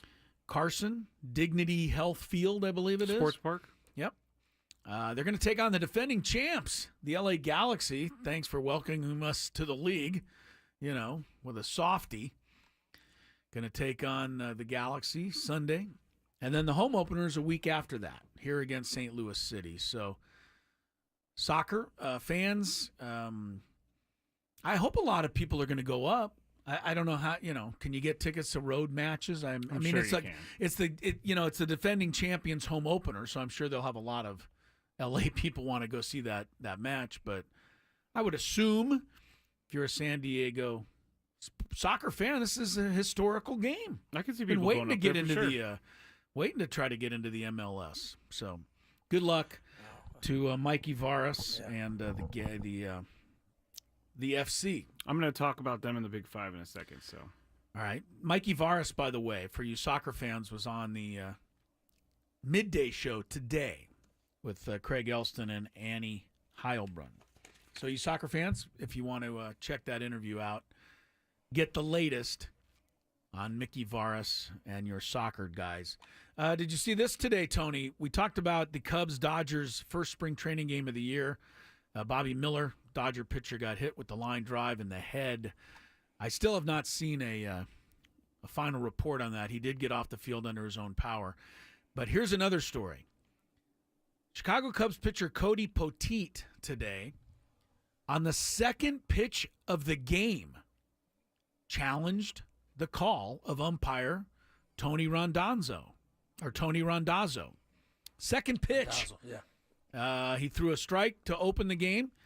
Second pitch, Poteet thought it was a strike. Randazzo said ball. Poteet tapped his hat.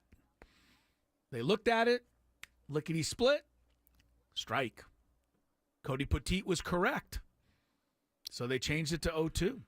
How much does this upset you? Because of the way you're presenting this, I feel like there is... Well, it seems a little weird, although I'm thinking more about it. It seems weird to do it on the second pitch of the game, except for the fact it's spring training. Cody Poteet's not going to be out there very long. So he probably wants to get every strike he can get. It's going to work like this, and it's going to happen. How much longer, Tony, do we get without this stuff? Another year or two of regular play, and then it's here for sure? Maybe a year or two. I would say 4 at the most. Yeah, that's how long. 4. Boy, that would be. It's not long. It's right around the corner. It doesn't Anywhere look like from there's 1 to really 4. any kinks in this particular, with Yeah, this because plan, they're the challenge They're plan. not using. Yeah, because it seemed as though the original plan of just having a system that could call all balls and strikes didn't get up to snuff. So this is the next best thing where you call the game as it is, and then somebody disagrees, boop, boop, boop. Now, I'm finally here. I forgot to ask him today. I will ask him tomorrow what's going to be the strategy. And he probably won't have one knowing Schulte because it's not here. It's not something he needs to worry about right now. Right. But one of these days I'll get him to indulge me a little bit in terms What of he's thinking. What a future strategy would look like. Now, here's the thing. I want to bring this up because we're all getting used to it, and it's going to be just in spring this year. But I thought it was instantaneous, right? Like a second or two. According to this story, MLB estimates the process averages 17 seconds. Are we willing to wait that long? First off, for a strike or ball to be changed? First off, No one ever said 1 or 2 seconds. Okay. Well, I thought it was pretty Well, quick. time Sam out. said Time 8 seconds. out. 17 Time seconds out. is a Tony's pretty, going timeout. I know.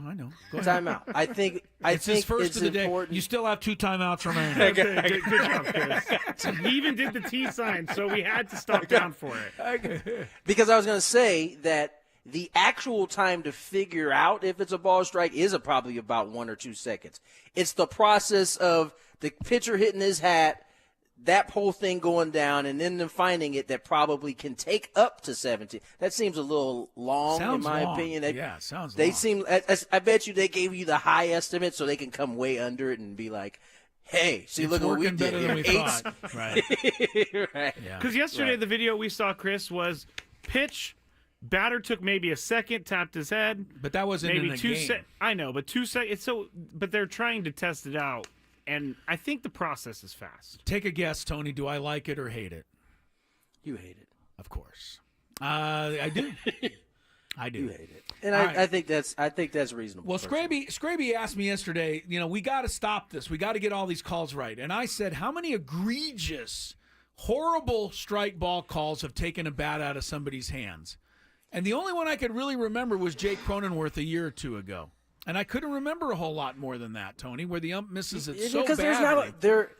there's not a lot, Right. and I don't know if Jesse will reveal the conversation he had with Sullivan, who's a great test case, right? Because he's been in the big leagues and he's been down in AAA where they've been using this system for the last 2 years. Yeah. And I think you would be surprised to hear that, I think he likes the system, but doesn't necessarily think it should be in the big leagues. You know what I'm saying? Because sorry.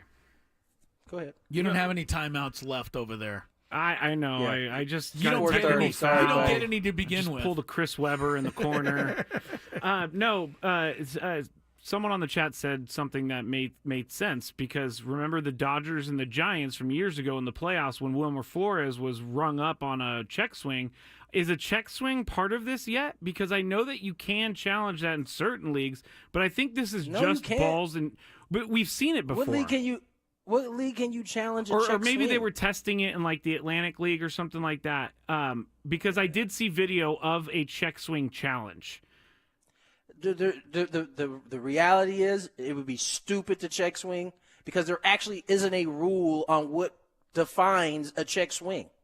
There's no it has to get to this point or it has to it's not in the rule book. So it's a discretionary call. So I guess you could challenge it, but the chances are that they're going to look at it the same way that everybody else looked at it. I mean, that would be one situation where you absolutely have to use your challenge on a check swing to end your season.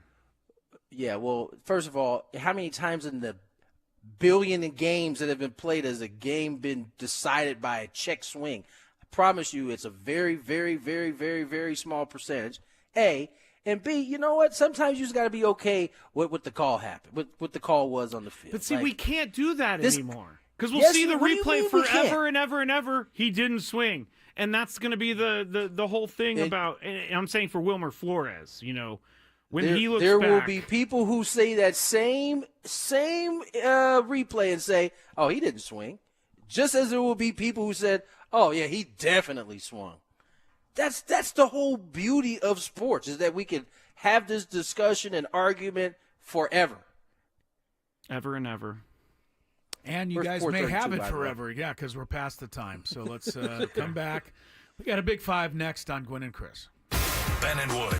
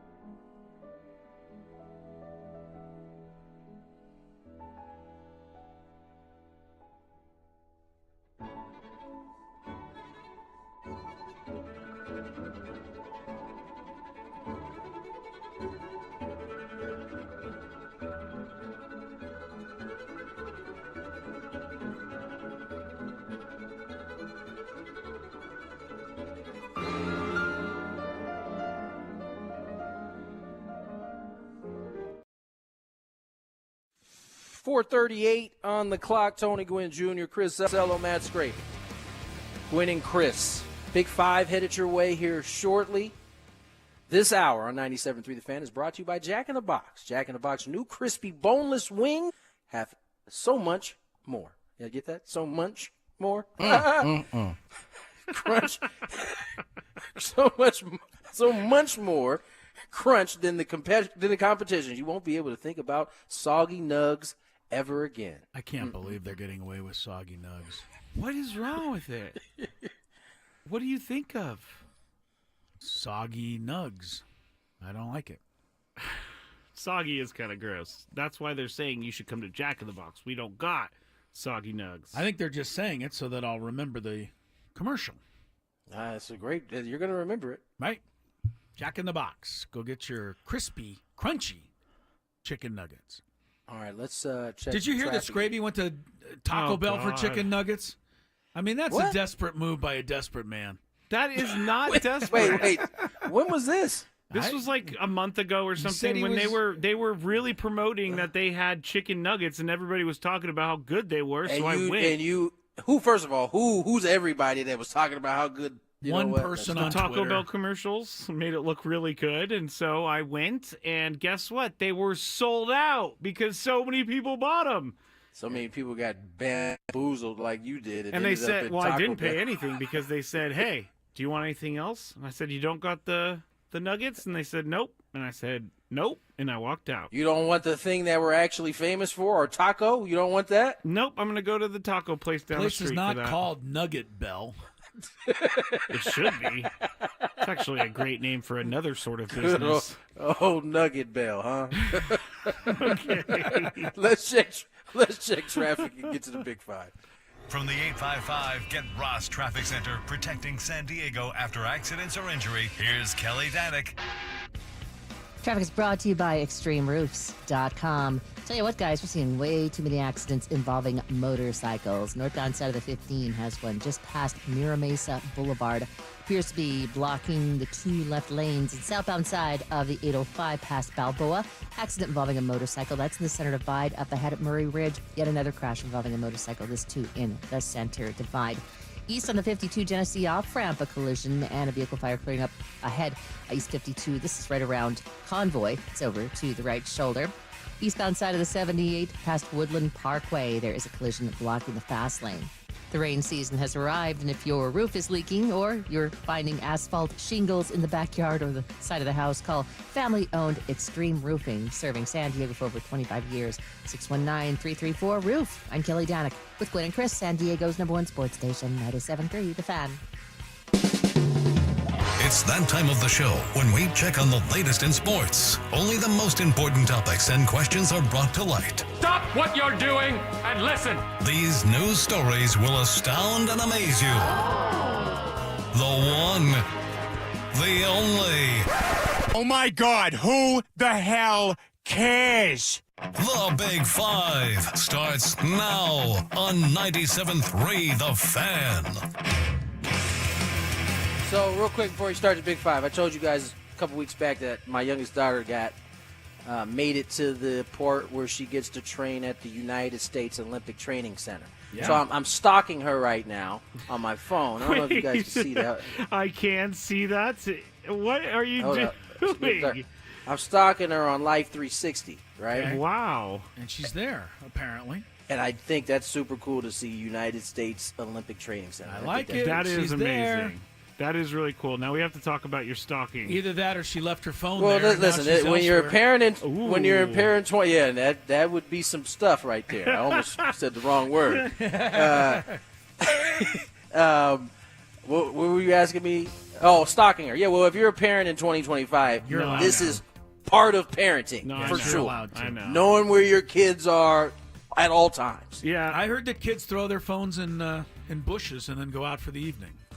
Not my kids. Sorry. They can't. Yeah, they can barely breathe without their phone. So I know that they're not going to just throw theirs in That's in also a bush. good point. Do no I shot. want freedom or do I want my phone? Right. I'll Once take you my put phone. it in the bush, They you wouldn't be able They to would get take anywhere. their phone over air itself. I promise you. No, you got it. If we had cell phones growing up and I threw mine in a bush and my mom found out about it, I would be dead. She would kill me. I would be too afraid to do that. I would have had to come back in a whole new life if I'd have threw a phone that my mom gave me. Tony had to be reincarnated as a I cat. had to. By the way, I didn't just have the phone. I had to answer it. If I didn't answer the phone, it was over. Yeah. One of these days when you guys are a little older, I'll tell you all of the incredible lengths I used to go to skirt my mom's watch after school. Okay, I can imagine them being very intense. Very intense. I went all out. I bet. Well, you've already said that when you were a kid, you used to go joyriding at like 14, so I can't even imagine. That was with my dad, and that was with the okay of my dad. Yeah, me So too. blame my I dad did for that one. Same thing. I had a dad that operated the same exact way. Wow. I was never allowed to drive until I got my permit, and then they didn't want me to drive because I was bad. Back then, it wouldn't have been as major news. Like if I got caught driving a car at 14 in 2025 as Tony Gwynn's son, that would be like bad news. That'd be all over the place. That right. would be. Back in 1996 or 98, whenever it was, I got my license. It wouldn't have been. It was just you might not even heard about it. Actually, as a matter of fact, Just it the happened people a few times, and we didn't hear about it. So there you go. Oh man, I was reading something the other day about the old days and before the internet. Internet's great, It was a but time it to was be alive, better. man. It was better. It was back way then. better. You could hide. You could do whatever you wanted. you could hide. Yeah, I'm not pressured to be on social media every single day. Yeah, it was a time to be alive then. Yeah, wooden spoons, all that good stuff. Wooden Skraby, you know about the wooden spoon, bro? He doesn't know about that, Are but he knows kidding about me. I was the worst kid. I used to get the wooden spoon all the time. What you don't know though is about the Switch. Oh, he does. You I definitely don't know about the Switch. Yeah, I definitely don't know about the Switch. See, everybody wants to know how all three of us who seemingly have a lot different personalities get along. We got a lot of commonality in the threads of our life together. We do. We had some very strict parents growing up. All right, I think we're headed towards a carryover, but that's okay. We definitely are headed to a carryover. That Go was a ahead. perfect addition to the Big Five. Congrats to your daughter. That is really a big deal. Thank you. Number 5. All right, we talked about it. SDFC is going to be starting this weekend against the LA Galaxy. Head coach Mikey Veras was asked to assess the state of his team leading into the team's inaugural match, and he did that at the press conference yesterday. It's been quite positive of a preseason. We focused on 3 buckets, making sure that we're healthy and fit as an expansion roster who's growing. Make sure the game model style of play is clear, and then make sure we develop a fighting team spirit amongst the team. And I think we've had a very successful preseason in terms of maximizing every second that we've had together in doing those 3 things. And it's clear the areas that we want to continue to grow in, but the team has taken tremendous steps forward into showing that we can be competitive and we can play a clear style of play. All right, so this is their expansion year. It's probably going to be somewhat of a tough year, just getting on their feet. But Tony, what are your realistic expectations for this team this year? I don't even know what. I'm not putting that win-loss is. on it. I think just being competitive. I truly understand enough to know that this is a different hill that they're about to climb than what the Wave had to climb. And so I would just say being competitive enough to keep people's attention here in San Diego, which is not going to be an easy feat. We know how fickle the sports community can be here. If you ain't winning or at least showing some type of reason for people to spend their money to come watch you, they won't they won't come watch you. That's just how it's been here. So I just want them to be competitive and give themselves an opportunity to really grow what seemingly could be a really huge thing here in San Diego. That's a good answer, Chris. What are your realistic? I hate that word. Realistic expectations for the team this year. I already sorted this out. I went through the schedule. I have okay. picked a winner, loser in every match.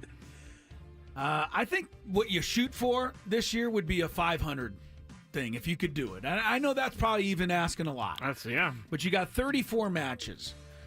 I say if you could go 10, 10, and 14, which would be 14 draws.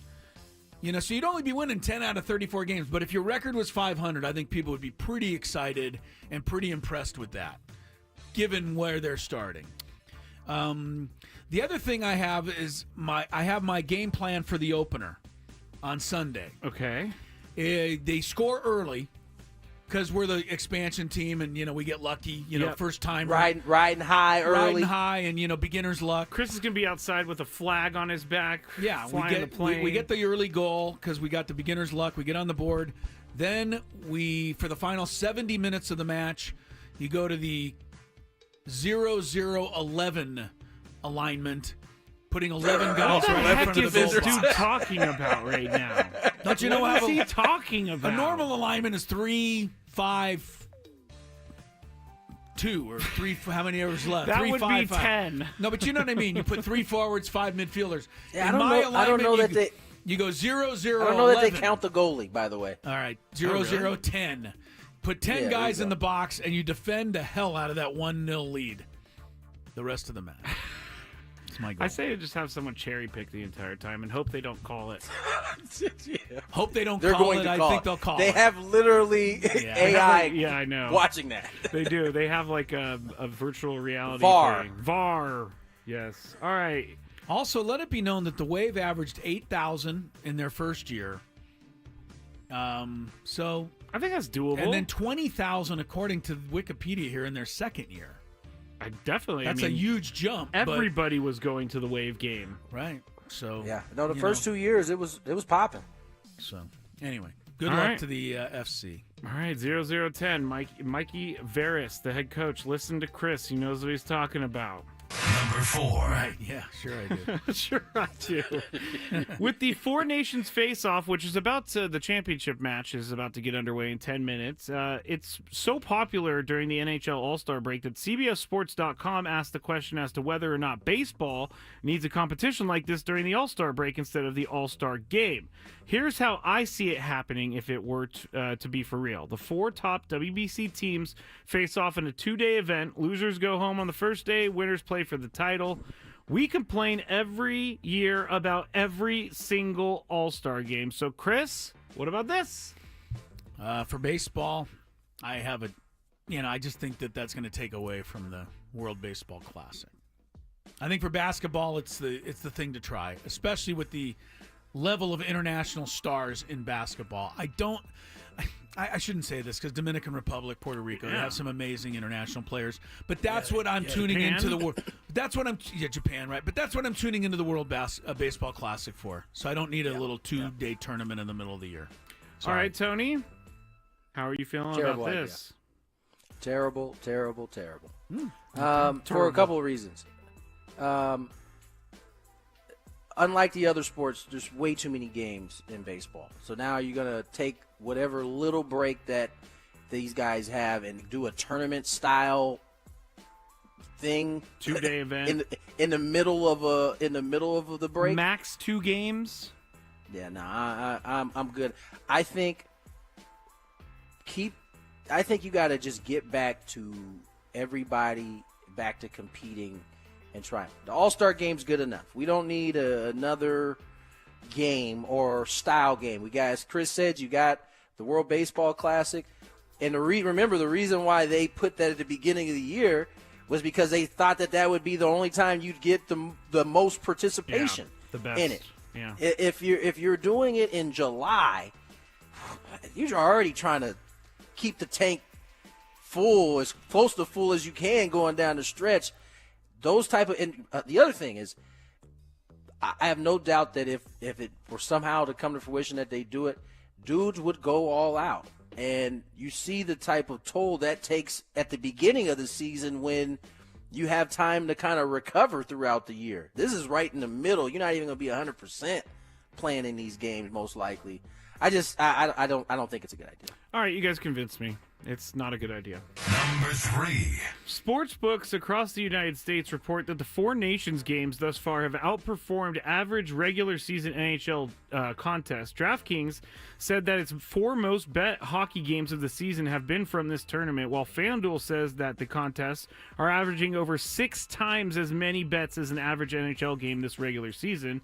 In particular, Saturday's USA-Canada matchup was the most bet hockey game of the season. FanDuel says that the contest saw 13 times more bets than all of the 3-on-3 games that made up last year's NHL All-Star event combined, and 11 times more bets than an average NHL game this regular season. Caesar Sportsbook's head of hockey, we're going to run out of time, so we're going to have to answer on the other side. Head of hockey Kerry Shreve says that the book is handling, quote, 7 to 10 times more money for each game, with the first North American rivalry showdown bringing in even more. So I'm going to ask Tony when we get back on the other side, is sports betting the way for fringe sports to become more popular? More Gwynn and Chris on the other side.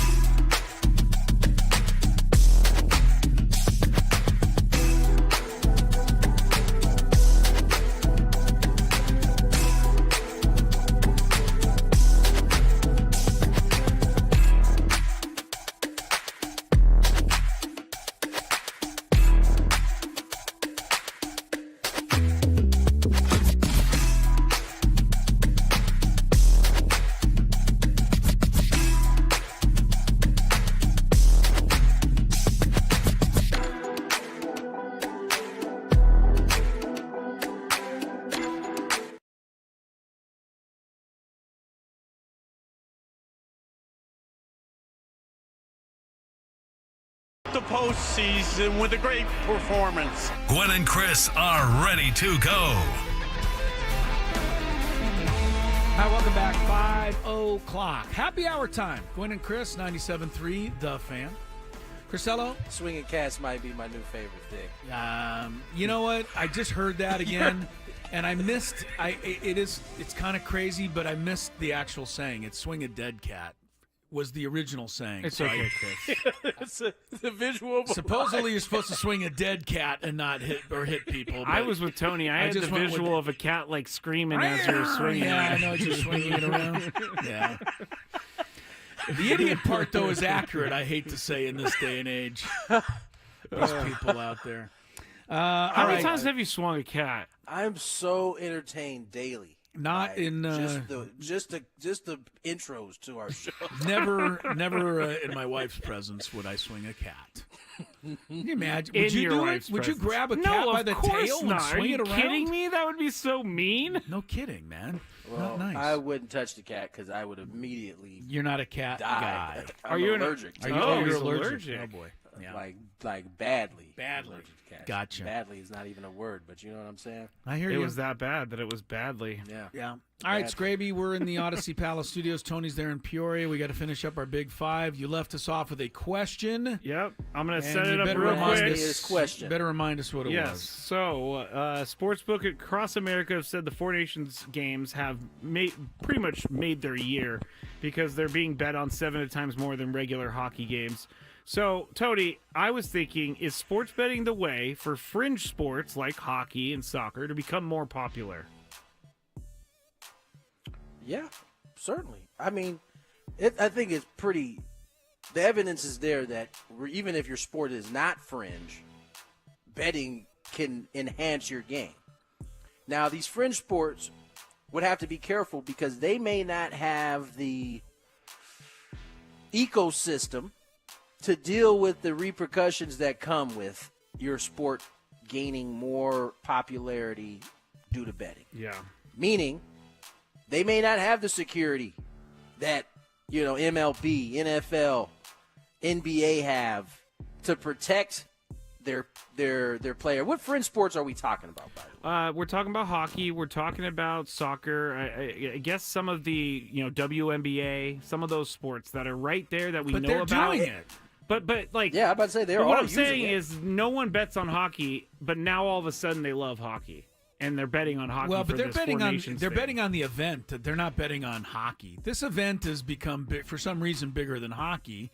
It's become a whole, us versus them, and for those north of the border who now are not fans of us, it's taken on a whole new meaning.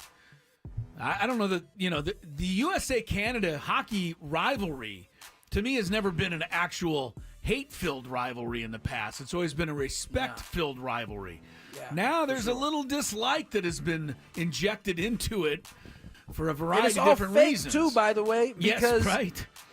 because these dudes are all teammates at Yeah, some point I during the know. year. It's not like they separate it when they go back to the NHL. I'm a little surprised that the sports public has bought into it as much as it has. I am too. The Remember, reason Chris, I we say brought that up is last week. I got crushed for not knowing about Well, it. they're comparing it to the 1980 Olympic, Winter Olympic Russia? team, and we beat the Russians during the Cold War, and they had professionals and we had college kids.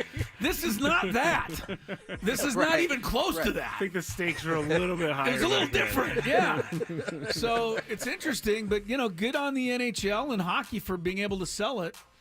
Yeah, but I think for that's sure. why you're getting the betting. Because Skraby, you can go WNBA, you can bet anything you want. I know, but You can bet it. You can bet. I feel like if I'm at the NHL, I'm working with these betting companies to come up with more stuff for people to bet on. You're going to have to find more games like this. Because you can already bet on everything in an NHL game. You can bet who scores the first goal. If Crosby And scores, you know what? that, and the you other. asked- So You asked yesterday about like other sports using this kind of framework to enhance. I don't know that this even works for hockey beyond this year. I mean, right? you could I be think right. certain things have happened that have kind of thrown a little bit of kerosene on this a little bit. But outside of that, I don't know that had those things not happened, we'd be having the same conversation. You might be right. I'm talking about on the political side. There's been some things that have kind of gone back and forth, and I think that's contributed to kind of the spiciness that – because I can't think of any other reason why these two would be so – I mean, the puck drop and we get 3 fights in the first 9 seconds. Like, what happened? You know what? For the second time in the Big Five, guys, you have changed my mind about something. Wow. This is an eye-opening day for me. Yeah, you're a stubborn dude, so I don't know how this happened. I know. I was going to take this one to the grave, but I'm going to give it up as well as the Four Nations baseball tournament.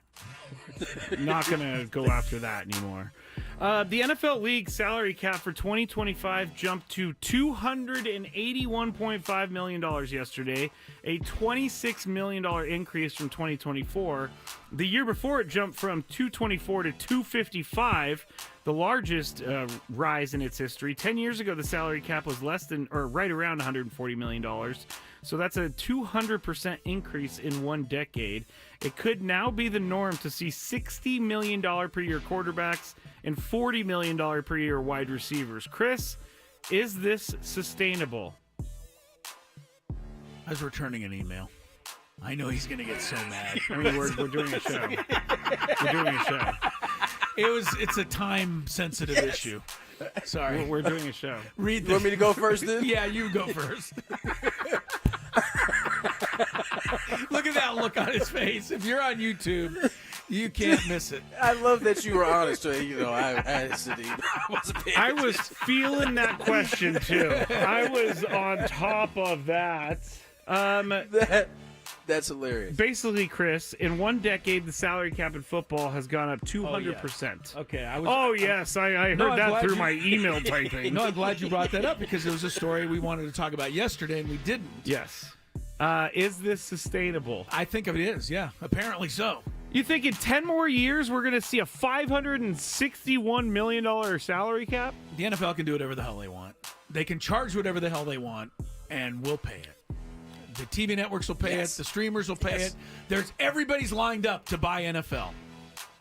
So I mean, when I first saw they got their hooks in us. Yeah, when I first saw the story on the headline, I thought, oh, the salary cap went up to $22 million. No, the salary cap went up $22 million more, like it's in the 200 millions. So yeah, it'll be in the 300, the 400. I think it'll go up. I was confused there for a second. I was reading an email over here. Good. Tony, you should if you have to. You got to do what you got to do. Is this sustainable?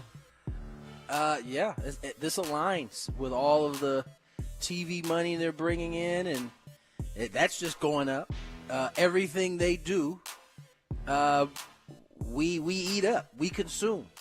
I mean, they can literally send the 2 worst teams to a different country, play a football game that's at 4 a.m, and we will get up and watch it, even though we don't care about either of the 2 teams that are there, right?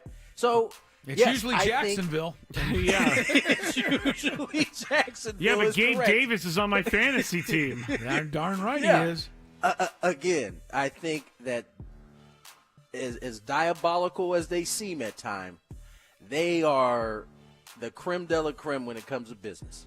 And they continue to just do crazy numbers. And we keep participating. So, yeah, I think it's sustainable. Well, let's be honest about this, Skraby. It went up $22 million. You didn't even hear a peep from owners saying, oh, boy, that's too much. Owners just said, okay. Not a word. Yeah, there wasn't one word about it. That is very strange. Let's take it up $22 million per team. Perfect. That tells you how much they're making. Point. That's a great point because typically when one of the sides is balking at something, there's something wrong. When's the last time we've heard the NFL? Matter of fact, all the NFL owners are telling us is we want more. We want more games. Yeah, we want more trap. So there's nothing that says there's no indicator saying that this is not sustainable. All right.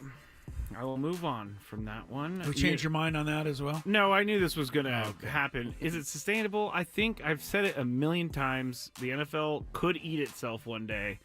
and then they have nothing. That's the only chance it has. He keeps trying that one, but it's not going to happen. But I was also reading that Jamar Chase, because of this increase, is likely to probably stay with the Bengals now because they're able to offer him a bigger deal. Not going to stay with the Bengals beyond after this year? T. Higgins. Yeah. They're about to franchise him, and he is going to lose his mind.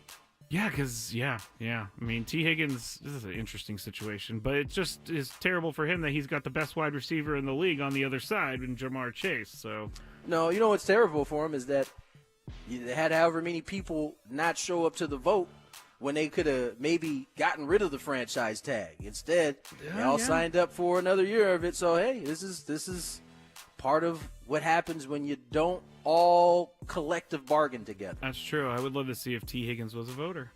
Number one. That's even better. I don't know if you can, but that would be great. Yeah, no, I don't think you can. I don't think the players' union is going to allow us to know those type of things. Aaron Boone got a 2-year contract extension, much to the dismay of some Yankees fans out there. He's been there for 7 seasons. He's made the playoffs 6 times. His playoff record is 1 game below 500. Tony, when are Yankees fans going to like him? Who cares? I love the fact that, Yankee fans are probably some of the most boisterous fan base outside of maybe Philly that there is.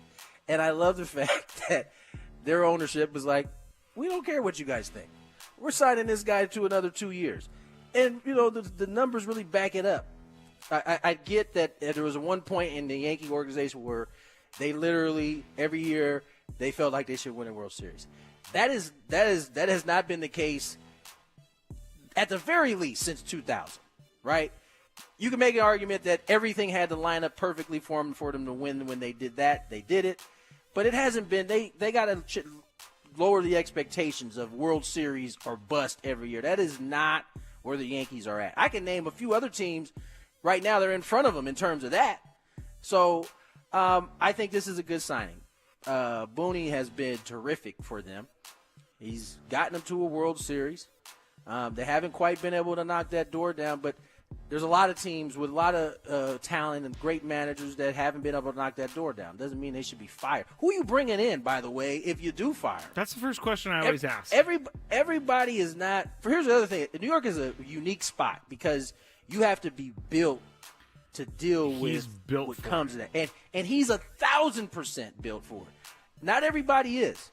And that's in that particular job, that's part of what you're hiring is someone that can deal with the edginess of the fan base and the media there. So, yeah, I think this is a fantastic move. I'm glad that ownership decided not to listen to their fan base on this one. Chris, when are they going to like him? When he wins the World Series. That's That's it. And the other thing with the Yankee fans, they like to tell us that they're the smartest fans in baseball. They're not, because they don't appreciate a guy that is winning 100 or 95 games every single year for them. So they're not sounding very smart. And my favorite thing about Aaron Boone, 39 ejections in the last 6 years. Attaboy, Aaron. Man. Keep at it, babe. He's pressing Bobby with those type of numbers. 39. Right, that's a lot in this day and age. I mean, because you know, you don't have to argue as much as you used to. There's not much to argue in these days. All right. That's it for the Big Five, guys. Nice job. Traffic. Okay. From the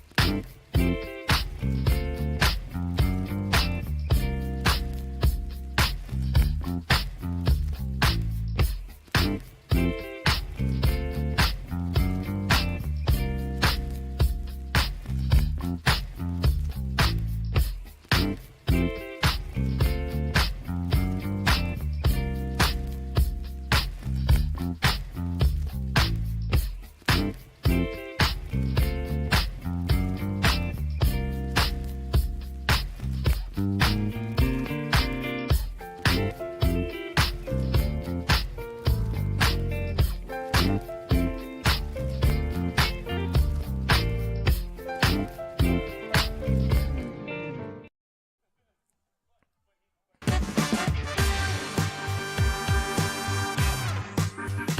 you, Skraby. 5:21 on the clock. He was letting me know we're going to NBA. I think we kind of clarified that before we went to break, but being the great producer he is, he just wanted to remind me. He always double checks things. Yep, he does that. Yeah, he does. This is why we love Skrabe so much. Do I have like tire marks on my back from when Tony ran me over just now? I'm sorry. I ran you over because you actually kind of scared me. I wasn't expecting you to hop in the mic there and be like, hey, we're going to basketball. A couple things on basketball. We talked a little bit about it earlier. One of the supposed faces of the league, Wembanyama, is out for the season. Had a blood clot in his shoulder. They are shutting him down. Unfortunate for Wemby because, he was having a good season. But, this is kind of where we are in sports today. I mean, and listen, blood clots aren't really something you play with. I wouldn't think so. Yeah, even if it's in the shoulder. So they're going to sit him down. There was an interesting conversation, Chris, about faces of the league over the All-Star break. And so many people, talking about this guy's going to be the face. Wemby's the name mentioned. Anthony Edwards is the name mentioned. And leave it to Sir Charles Barkley to kind of put it the way that it should be. Colby White. Faces Kobe White. I didn't know if I heard his name mentioned this last weekend, but sure, we could throw it in there. Faces of the league traditionally have never been something that have been given out or given to somebody. You just get it. Those players you gotta that win, have I been think, don't you? Of course, and yeah, those they've players all won. They've all won, but more important, they've all went and it wasn't a conversation of giving it to them. They kind of just went and took it. They just became the face of the league, whether it was Michael, whether it was Kobe at one point, and whether it was LeBron. All of those guys, there might have been a conversation of when they were going to be the faces, but it was never just handed off to them. They all went and kind of seized it on their own to where you just had to kind of say, oh, okay, he's the face of the league. Yeah, and you mentioned 15 NBA championships with those three guys. So I think that's imperative. I mean, Doncic, I think, is a potential guy, but, he hasn't won it all yet. Now with the Lakers, I think, he's got a big chance to be that as well, which brings up the question that was posed last night or maybe this morning. They were talking about whether or not the Lakers, Tony, are going to be able to extend Luka Doncic. And they have a deadline apparently of August the 2nd. So it's a ways off. It's after this season. The Lakers will have time to retool the team a little around him. There's a lot of people that are feeling right now, and I don't know that they have any proof of this, but they're feeling that Luka Doncic is not really thrilled that this caught him out of left field. He didn't expect to be traded. He didn't really want to go to the Lakers necessarily. And the fact that this move cost him $100 million because that's what he could have got with the max thing in Dallas. Do you put any credence into any of this, or are people overreacting, trying to make a story that's not there yet? I think people are overreacting. I don't know if they're overreacting. I think they're trying to make a story that's not there. Right. Luka has played 3 games with the Lakers. 3. Also, he's played 3 games since Christmas. The first 3 games back after he got hurt were all with the Lakers. So, listen, we've seen teams formed in the offseason, new pieces, and it takes some time for it to get acclimated. Now, here's what I'll say in terms of the I think, legitimate conversation of can the Lakers extend him. Yes, he lost, I think it was like $117 million in that trade. Yeah. But even with that being said, the Lakers, being that he is the team that he is with right now, can still offer him one more year than anybody else can when he does hit free agent. So he lost $100 and whatever million in the trade. He'll lose more if he signs elsewhere because they can offer one less year than what the Lakers can. And so that gives the Lakers an advantage. Doesn't mean that he'll want to sign there, but I think for those who are making that assumption, I think that's just hating. It's a little early. It's a little early. Hating on the rich. At this little point, early. Yeah. All right, here's the stat of the day that I promised everybody at 2:00, and I'm sure many of you hung around for 3.5 hours to hear it. But LeBron James missed the game-winning chance last night to tie it with a three-pointer, and I believe he missed 2. Somebody somewhere pointed out that since he joined the Lakers, LeBron James has tried 29 shots in the last 5 seconds or in overtime to tie or win games. And he's only made 1 of them. And he's missed the last 21 in a row. Skraby says at least he's willing to take the shot. Yeah. My question is it time for somebody else to take the shot? Because that's a little crazy. Look, Michael missed 1 million of them. Kobe missed 1 million of them. We never hear about that. But it seems like it's a lot. Here's the thing. This is how we work, right? I remember when Kobe was at the back end half of his career, and he was missing some of those shots that he's made, and everybody was pointing out, well, actually, Kobe's not that clutch. He's done such and such. Like, this is what we do. This is what we do. When we like to see guys climb, but we also like to see them fail from time to time. We like to build them up just to tear them down. To chop them down. Yeah, exactly. But no, this isn't anything new. Michael, in his career, missed a boatload of shots, as you said. I'm sure he missed more than anybody else because he took all of them. I believe that Michael coined that saying. You never, you can't. You miss 100% of the shots that you don't take, basically. Or no, that was Wayne Gretzky. Was it Wayne? That was a Wayne Gretzky line. I knew it was one of them greats that had to say it. Yeah. Definitely was. But nonetheless, I mean, I think Skraby's right. There are guys that we know. They get in that moment, they're passing that ball off. And by the way, how much was LeBron been criticized for not taking the shot? Every time he passes, that's right. Every time he passes, they say he's the worst player on history. So. He's not. He doesn't have that fire. He's scared to death. Yeah, he's scared to death. Yeah, he doesn't want it. No, good point, Tony. Interesting. Let's get to the break. When we come back, if you missed it, Jerry Palm, CBS Sports, blessed us with his bracketology. You'll get a chance to hear it next. More Gwynn and Chris. For the first time.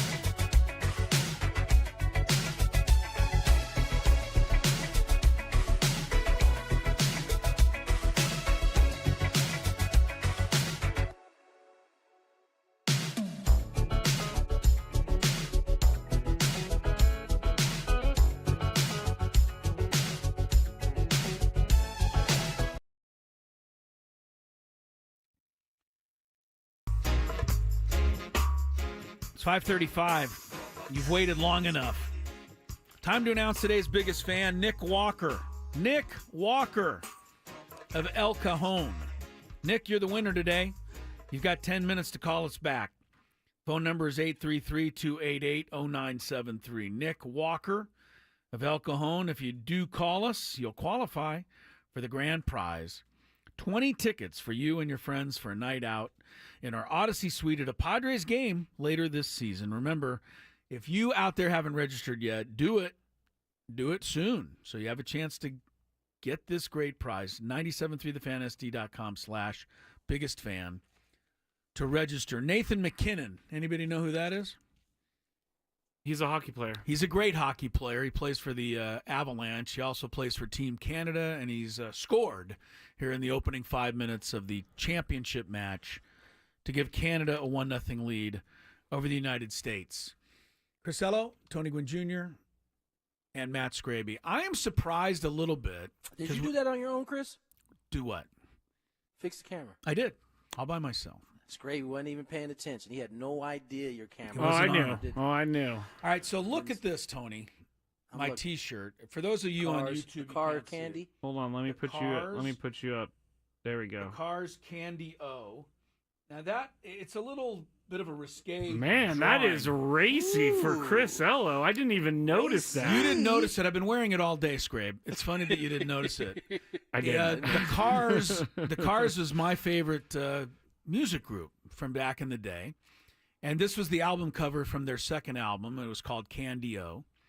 So I ordered this T-shirt a couple of weeks ago because I wanted to get something to represent my favorite group from the back in the day. I don't know if anybody out there remembers the Cars, but I imagine some do.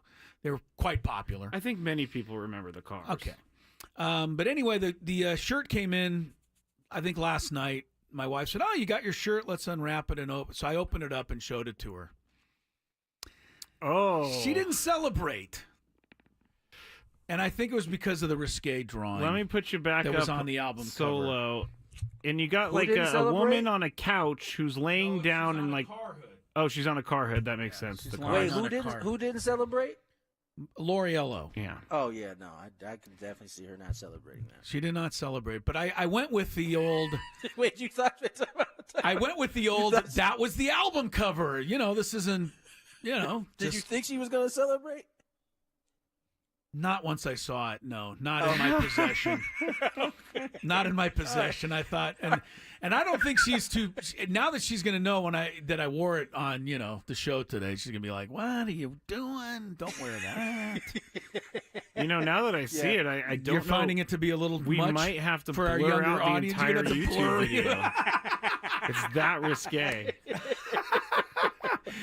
Scraby, can you put a little blur feature over my it's just gonna be there? It's just gonna be the swearing emoji over Chris's shirt all show long. Sorry about that, everybody. I hope I didn't offend anybody, but that was the actual album cover back in the day. All right, so that's where that came from. Love it. I'm a little concerned. I'm sitting next to Chris in his risque shirt. I might get fired. I'm covering it up. I'm covering it up for the final couple minutes of the show. Thank you, Chris. Sorry, everybody. Let's check some traffic, and then we'll hear from the bracketologist, Jerry Palm, the very latest for you Aztec basketball fans. You'll want to hear it. From the 855 Get Ross Traffic Center, protecting San Diego after accidents or injury, here's Kelly Danek. Still a few problem spots here, guys. Some defective traffic signals causing a bit of a backup. Murray Ridge on-ramp to southbound 805. Also traveling on southbound 15 before University. Got this accident over to the right shoulder. And southbound side of the 5 before 28th Street. Stalled vehicle over to the right shoulder. Still clearing an accident out of the HOV lane on northbound 15 past Mira Mesa Boulevard. I'm Kelly Danek with Gwynn and Chris, San Diego's #1 sports station, 97.3 The Fan. Looking at your bracketology, you got our Aztecs as a 10 seed and UCSD, a team that has come on pretty strong here in San Diego. Also in your bracketologist in your bracket right now as a 12 seed. What have you seen from those two teams? Well, UC San Diego has a nice non-conference win over Utah State. They're doing very well in their league. They're in the bracket because they're the leader of the league. They're probably going to have to win the league in order to get in. Because of the loss to Seattle, which is a quad 4 loss, and the loss at Riverside. the win over Utah State's not enough to make up for that, and they've got a very quad 4 heavy schedule. 13 of their games, of their 24 games, are quad 4 games. So it's not a strong enough schedule, not enough higher quality wins on the schedule to be in contention for an at-large spot. But they've done very well in their league, have a chance to win the league, maybe even favored to win the conference. So the automatic bid is the path for UC San Diego. And then for the Aztecs, they've had a pretty good year again. They've got the win against Houston, which is huge because that's a potential 1 seed and probably no worse than a 2. The win over Creighton is a team in the same neighborhood of the bracket as them, maybe a little higher. Sweep of Boise State looks a little better today than it did before yesterday's game. So really the only negative is a home loss to UNLV. That's a quad 3 loss. And they've got 3 of their next 4 on the road, including the return trip to UNLV and the 2 teams at the top of the league in Utah State and New Mexico. So a challenge is ahead for them that they need to be up for. And if they can navigate the rest of that conference schedule, okay, then they'll probably be feeling pretty good about themselves entering the Mountain West tournament. Jerry Palm does the Bracketology, CBS Sports. There are some other brackets out there that other people may seem like they think more of. They shouldn't. Jerry Palm's, it was shown last year, was on top of the bracket with a far better prediction rate than some of the other ones that, people think are more familiar. So I invite you, Aztec fans especially, get over and check out Jerry's bracket because he's on top of this. And I like that you have the Aztecs 10 right now, Jerry, which gives them just a little bit of buffer rather than a last 4 in. Not quite there. Yeah, right. They do play at Utah State this week. So and that's a tough one. If they don't win that one, would they still probably get an at-large if they were able to win out the rest of the way? And that's no easy task, as you pointed out. They're going to get New Mexico at home, at Wyoming, which is altitude, at UNLV, who they lost to, and then home to Nevada. Would that be enough, though, if they go 4-1 there to probably be safe? I think they'll feel pretty good about themselves. Okay. I think they're in a good spot if they're 4-1 entering the conference tournament. There's a lot going on. I mean, I consider them a bubble team, so whenever they play, I'm writing about them. But the bubble is, sizable still. Teams that can go either way around the cut line.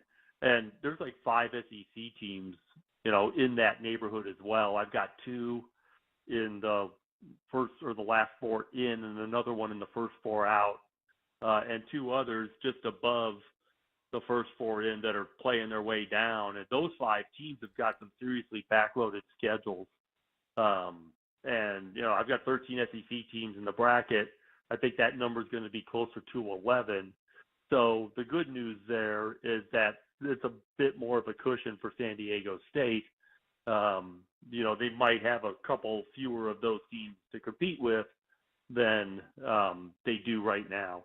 But they have to do their own part. I mean, they can't worry about other teams. They have to go out and do their own thing. Jerry Palm, CBSSports.com, joins us here. And Jerry, one of the teams you talk about in your article was Ohio State. They seem to have a similar path in terms of the Aztecs on the bubble key stretch coming down the home stretch here. Is there some similarities there between those 2 teams? Yeah, I mean, Ohio State, well, they're 15-11, so there's only been one team get an at-large bid in the 30 years that I've been doing this that was, fewer than 4 games above 500. So Ohio State's right there right now. Yeah. Their schedule is a little more generous. They have 3 of their last 5 on the road. They have the LA trip to UCLA and USC, but they get Northwestern at home. They get Nebraska at home. They go to Indiana, and you never know what you're going to get from them. So, they've got a schedule that gives them an opportunity to build a little bit of a cushion here. That Northwestern game tonight at home is very important because you've got to take care of business at home and then see what you can do on the road. But if they can go 3-2 down the stretch here, then they at least know that they can do something in the conference tournament and be okay. And see what happens there. And you've won a road game if you do that. So Ohio State certainly a team that is not in the house yet, and it's got some work to do, but it's got a schedule where they might be able to navigate it. Jerry, how has the dynamic changed for you trying to pick the bracketology now that there's 16 teams in the SEC, 300 teams in the Big Ten, 25 teams in the Big 12. Right, I know. But how do you categorize? Looking forward to San Diego State being in the Big Ten here pretty soon. I will take it at this point. And San Diego as well. Yeah, we're kind of on the outside. But how does that change the way you do it? Because, I mean, you were saying 12, 13 teams in the SEC, are going to get in. But it's got to be difficult to quantify. Right, okay. It's got to be difficult to quantify when a team is, well under 500 in its own conference, trying to compare that to other teams. Yeah, so fortunately, conference record is not criteria. They don't even look at it. It's not on the team sheet. They don't care how you did in your league. Okay. So non-conference games, conference games all count the same. The only conference thing that matters is you win the league, you're automatically in. They don't have to pick you as an at-large. That's all the conference stuff matters. Everything else, they're just other games. I didn't know that. So interesting. Yeah, it's always been that way, actually. I shouldn't say always. It's at least 20 years it's been that way. Okay. So the conference records are just they just don't care. So in terms of trying to determine, like the quality of a team's resume, that you've got more, teams from the same conference maybe on your team sheet maybe, but I don't think of them as conference teams. I just think of them as, this is a really good team, like a quad 1 team or a quad 2 team. I look at the quality of the wins and the losses, and I don't have to think about whether or not they're conference games. It doesn't matter. So one thing it does, though, is that you might have more common opponents when you're comparing teams because your conference is bigger now. But that's really neither here nor there. But in terms of the problem when it comes to all these teams in the same conference is bracketing, because there's a lot of bracketing rules regarding keeping teams from the same conference separated as best you can, and you're trying to avoid rematches from regular season games. Well, you could have just like 10 other teams from your conference that you have to avoid, as not to mention anybody you happen to play in non-conference, that you have to. So bracketing is kind of a nightmare because of all these teams in the same conference and the bracketing rules regarding, teams in the same conference. But otherwise, just in terms of choosing the teams, the selection, and the seeding, I don't really think it changes much. Jerry Palm joins us, CBS Sports. And, Jerry, it seems like every year you get a different back. Last 2 seasons, UConn was the clear-cut favorite going into March, and they proved that. In years past, it's been a little bit more parity. How do you see this year's top, 35 teams? Is there some separation between the top and the middle and the bottom? Like, where does this kind of play out in your mind? Yeah, I think Auburn looks like the clear favorite. If you're going to pick a team that's the clear favorite this year, it's Auburn. But I don't know that they're invincible. They've been beaten during the season already a couple times. Duke beat them once. They might be a number 1 seed as well. Alabama's going to get another shot at them. This is a team but Florida beat them on the road. Florida beat them at their place. That's the best win anybody can get. So they're not invincible, but they certainly look like a clear favorite in the same way that UConn has been maybe the last couple of years. Last year, of course, Purdue was really good as well. But, even when they got to that final game, UConn was still like a touchdown favorite. So I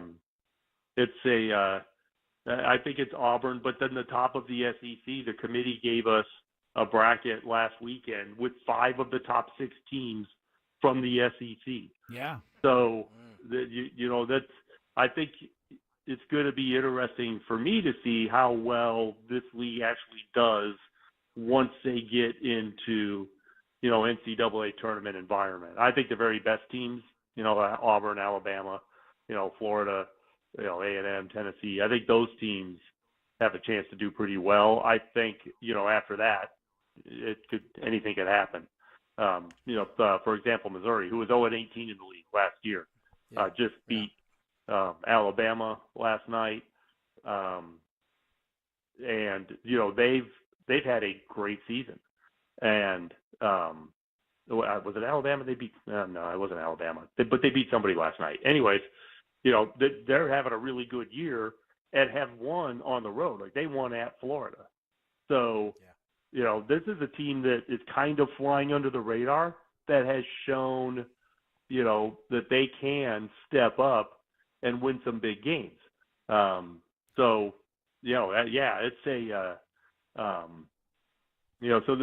SEC, I think, is going to be interesting to see, what the very top teams do, because they're expected to do well, but then maybe what some of these middle teams do. Can they get to the second weekend? Can they get to an Elite Eight? I'm really curious to see what those teams will do. And they did beat Alabama last night. Yes, they did, Jerry. You got so many games going on in your mind. I understand it. I have one last thing. We got like 2 minutes left. I'm reading an article which was written about a year ago by the Associated Press. It talked about bracketologists using AI, artificial intelligence, I'm not exactly sure how they would use it, but as part of the bracketology process. Is this actually happening, or I mean, are we getting to that level of diving into all of this March Madness stuff? I can't speak for anyone else. I don't use it. Good. I don't use it for anything. Thank you. I mean, I'm a computer science guy, so it's not like I'm afraid of technology. My degree is computer science. Okay. Right. So, but I'm not really comfortable with using it. I haven't come across a time where I thought I had to use it. And it's funny because my wife is also computer science and she uses it for everything. So, all right. But I can't think. I'm never going to give my brain over to something else to do brackets. So I'm I'll glad just do to it hear myself. that. I'm glad. I hope something stays safe Jerry. from AI, Jerry, and that your bracket is safe from AI. I'm good with that. So that's my whole life right now. I'll be curmudgeonly and just stay away from it until I get talked into You something. like a lot. I think you're not alone on that one, Jerry. We appreciate you coming on, spending some time with us. Thanks. Thanks, Jerry. Jerry Palm dropping knowledge on the bracketology. And I think he's got it with the Aztecs. I hope he's wrong about UCSD. Because he said, the Tritons are going to have to win the conference tournament. They're not going to get an at-large. And he laid out a bunch of reasons why not. And it's unfortunately does make some sense. They've played so many quad 4 games, building up their record. But here's the thing that UCSD can say. They beat Utah State at Utah State. The Aztecs lost to Utah State at home and play them at Utah State this weekend. I mean, UCSD, that's a great win. But as Jerry Palm said, it might not be enough to overtake all of those, lower-rated games. So look, Tritons, do the thing, just win your conference and don't worry about it. Yeah. As far as the Aztecs are concerned, I think he hit it. They've got Utah State this week. Be great to win this one, but even if they don't, I think the Aztecs will still get themselves an at-large, but then they'd be at a point where they'd probably have to win the last 4. And that's not going to be easy. The Aztecs have a tough schedule. They still got to go to Wyoming. They got to go to UNLV, who they lost to earlier. So a lot of work still ahead. Sorry, I didn't see. I was in there just talking to you, Chris. Oh, I thought he was. I'm like, no, what? I did too because you weren't there, so I didn't put you up because you weren't sitting in front of the computer. I'm sorry, Skraby. That was me trying to protect you from walking around your house saying swear words or something. Skraby finishing the show with a mistake. I'm sorry. I didn't realize that he was Skraby Chronicles up next. Baseball game tomorrow. We'll be on after.